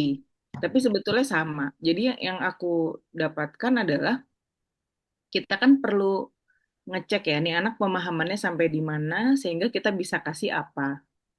Dari yang tadi opsi-opsi yang Mas Teddy sampaikan, nih anak kalau misalnya diajak ngobrol jam, dia masuk nggak ya? Dan itu bukan tergantung usia ya, kalau aku lihat ya. Kalau di Hmm. sekolah anakku tuh selalu ditekankan bahwa kita harus bertahap. Jadi tahapnya dia apa, kita sesuaikan dengan tahapnya. Dan itu bisa jadi kayak aku baru mendapatkan pencerahan, baru nyari misalnya umur 16 tahun atau umur 18 tahun. Ya maka tahapnya aku ya tahap awal kayak orang belajar renang. Orang belajar renang itu berapapun usianya ya dia harus ngambang dulu. Harus tahu gimana cara dia survive di air gitu. Berapapun dia nyemplung, ya tahapannya dia tahap awal. Bukan artinya, oh kamu udah gede ya, kamu kan udah 40 tahun nih kamu belajar renang. Berarti harusnya kamu udah bisa gaya bebas dong. Ya enggak lah, dari mana orang gue nyemplungnya juga kagak pernah gitu. Iya Jadi benar. logika yang dipakai itu menurut aku cocoknya gitu. Karena nggak bisa gitu. Kamu kan udah umur sekian, harusnya kamu udah sekian. Ya enggak ada harusnya. Udah, gitu nggak valid. Jadi Ya. untuk konteks ini ya terutama ya. Jadi memang penahapan itu sangat penting dan yang tadi Bu Teni bilang gitu, berarti harus jawab lagi dong. Iya, makanya waktu untuk ngobrolin gini nggak bisa waktu nyambil gitu. Mm-mm. Emang betul-betul obrolan yang dijadwalkan. Bisa jadi oke kita jadwalin ya. Seminggu sekali deh kita ngobrol apa gitu tentang ketuhanan apa gitu. Karena bisa jadi gini awalnya. Karena em, nggak mau kalau misalnya mama udah nggak ada terus nggak ada yang doain. Nah, diawali dari shocking statement gitu bisa Tapi dijadwalkan. tapi Hah? by the way, Klik, dari Apa? dulu aku nggak pernah kena tuh dengan kalimat itu. Yang mana? Kalau aku meninggal nggak ada yang doain tuh, buatku argumen itu tidak kuat ya. Iya, iya. Maksudnya bisa Oh, dimulai dari itu iya. atau Eh, shocking eh, statement yang lain gitu. Enggaknya cuma cerita aja. Egois sekali ya orang tua ngajarin anaknya agama untuk kepentingan dirinya gitu. Iya, iya. Terus akhirnya gini, oh jadi aku nih untuk investasi kamu kan Iya. gitu kan? Iya, Jadi karena dulu aku tuh digituin Mas. Wah, itu berarti nggak ada yang doain. Loh, jadi aku sebagai pemenuhan hasrat dirimu gitu. iya betul. Ya, karena argumen itu harusnya buat maksudnya kita yang punya kesadaran sendiri gitu ya. Heeh. Bukan orang tua yang ngajarin kayak gitu. Jadi itu hanya bisa diucapkan oleh pihak yang mana gitu kan, bukan pihak yang berkuasanya gitu. Nggak kena. Benar. Ya, Dia tapi ada betul juga sih. Betul bahwa dialog-dialog ketuhanan itu emang nggak bisa nyambi ya, perlu di dalam. Ya kita sendiri juga perlu menghayati kan ya. Kita Mm-mm. perlu menghayati iman kita ya, konsep. eh, aku curiga gitu, jangan-jangan aku tuh ngaku Islam tapi nggak betul-betul tahu ya. Ya sebaiknya belajarlah gitu. Jangan-jangan aku nih nggak betul tahu. Bener nggak konsep? Ini ambil contoh ya. Baru baru mungkin tahun lalu aku menyadari. Ya tapi kan insya Allah tidak apa-apa ya, namanya juga orang belajar ya. Jadi ada saat aku tuh meyakini aku tuh ngambil mazhab akidah A misalnya ya. Jadi bukan B, A. Tapi ternyata ada detail yang sebenarnya bukan dari A, tapi dari B. Aku baru tahunya tahun lalu. Oh, itu bukan di A loh, itu adanya B loh. Aku baru tahu. Itu nggak include di situ ternyata. Karena aku belajarnya nyomot-nyomot gitu loh. Jadi aku Oh, beda paket ya itu ya. ya belajar nyomot dari A. Aku pikir tuh A juga gitu. Ternyata si itu tuh B sebenarnya. B. Gitu. Gitu ya. Setelah ditelusuri, oh iya ya. Sekarang pertanyaannya, aku mau konsisten di mana? Oke, aku mau konsisten di A. Ya udah, pelajarilah tuh A tuh, pelajari itu. Nah ini yang menarik ya. Kalau belajar filsafat tuh menariknya adalah ternyata kita tuh malah tidak bisa netral ya. Kita tuh selalu mengambil posisi sebenarnya. Kayaknya tadi dalam konteks yang pertanyaan Andre juga tak jawab gitu kan. Dalam posisi tadi ya kebanyakan yang dikutip itu Abrahamik ya kayak gitu ya Tuhan itu person ya. Tapi kalau posisinya Buddhisme, Hinduisme, Sunda Wiwitan gitu ya tentu saja akan berbeda. Nah, tinggal nanti pengalaman religius kita yang menentukan kita mau ngambil yang mana gitu. Nah, kadang-kadang pengalaman religius itu implikasinya konkret aja. Ini ambil contoh aku kemarin dengan nyimak podcast yang menarik ya. Itu loh yang lagi terkenal juga tuh Reading Chamber itu yang Mas Pram sama adiknya itu kan ada bahasan dia itu cerita dia kan Muslim tapi dia cerita kalau dia sekolah di Kanisius apa mana ya. Jadi hafal-hafal tuh Doa-doa. hafal gitu kan. Bahkan lebih hafal dari teman-temannya katanya gitu. Kemudian eh, gurunya kan bilang kalian harus malu nih orang Islam malah hafal gitu kan. Nah, terus ditanya kan, tapi kamu kayak gitu kok nggak pindah agama gitu kan. Nah, dia kan orang hukum ya. Dia bilang karena ada satu konsep yang buat aku nggak klik gitu ya. Apa tuh konsep kalau ditampar pipi kanan Kasih pipi kiri. kasih pipi kiri gitu ya. Nah sebenarnya di Islam kalau kamu ditampar aku boleh balas dendam. Males. itu itu kesadaran yang konkret ya yang klik sama siapa diri kita gitu ya jadi aku tetap memilih itu karena ini klik buat saya sementara yang tadi tuh nggak klik aku nggak mungkin bisa menjalankan hal itu gitu. Nah ini Mas Andre mau komen nih silakan. Yes, akhirnya. Eh, Mungkin kalau saya tiba-tiba dapat ilham gitu ya, yang simple. Kalau yang rumit kan ini seperti realitas simulasi gitu ya, simulated reality ya. Itu kan tapi rumit ya. Kalau yang bahasa lebih simple tuh seperti kayak Telkom seluler gitu. Ada eh, suatu komunikasi gitulah. Terus ada M3, Telkomsel, XL, ada merek-merek gitu. Terus nanti di dalam paket-paket XL itu juga ada mazhab-mazhabnya itu tadi tuh ya. Oh. Kemudian dalam satu Hindu juga ada mazhab-mazhabnya lagi, Buddha Nah, juga iya. ada gitu. Eh Semuanya ini seperti komunikasi dari satu listrik tadi ke berbagai saluran ini dan nanti orang sebenarnya benar kata satu pakar tadi itu memang akhirnya sebenarnya pengalaman subjektif karena contoh tadi misalnya ada yang klik dengan apa namanya tampar apa klik dengan satu keadilan yang setimpal nanti Hmm. justru ada yang tergerak dengan wah tampar pipi kiri berikan pipi kanan sedangkan ada yang butuh misalnya seperti saya butuh dijelaskan lagi saya kan dari KTP Katolik ya Eh, kok, Katolik. kok kurang jelas gitu ya. Nah, nanti ajaran-ajaran dari Hinduism dan Buddhism menambah jelas. Kayak Nah, oh gitu. Jadi pada akhirnya ya itu pengalaman pribadi tadi seperti yang dikatakan salah satu pakar tadi. Tapi memang yang nggak bisa dipaksakan, bahkan pengalaman-pengalaman mistiknya pun nggak bisa dipaksakan. Ada yang mendapat hidayah dari kiri ke kanan, dari XL Telkomsel, dari Telkomsel ke M3 gitu. Tapi semua pengalaman beragama ini sebenarnya satu kerinduan untuk merangkuh si ultimate itu. hmm. Meskipun kalau nanti ada yang misalnya Buddhism tidak mengatakan si ultimate itu dengan satu sosok, tapi Hmm. dia bilang oh ada. Kalau kita tuh noda-noda dosa ini dilepas, yang nanti akan ketemu itu gitu. Hmm. Jadi ya sebenarnya kalau mau dibilang Tuhan ada, Tuhan tidak ada. Tadi ada salah satu pakar yang bilang pokoknya kalau kita melihat kedalaman, nah nanti kita akan merengkuh si ultimate itu dengan bahasa kita yang mungkin yang Islam ya kan Islam, yang ini Hmm. kan begini ya.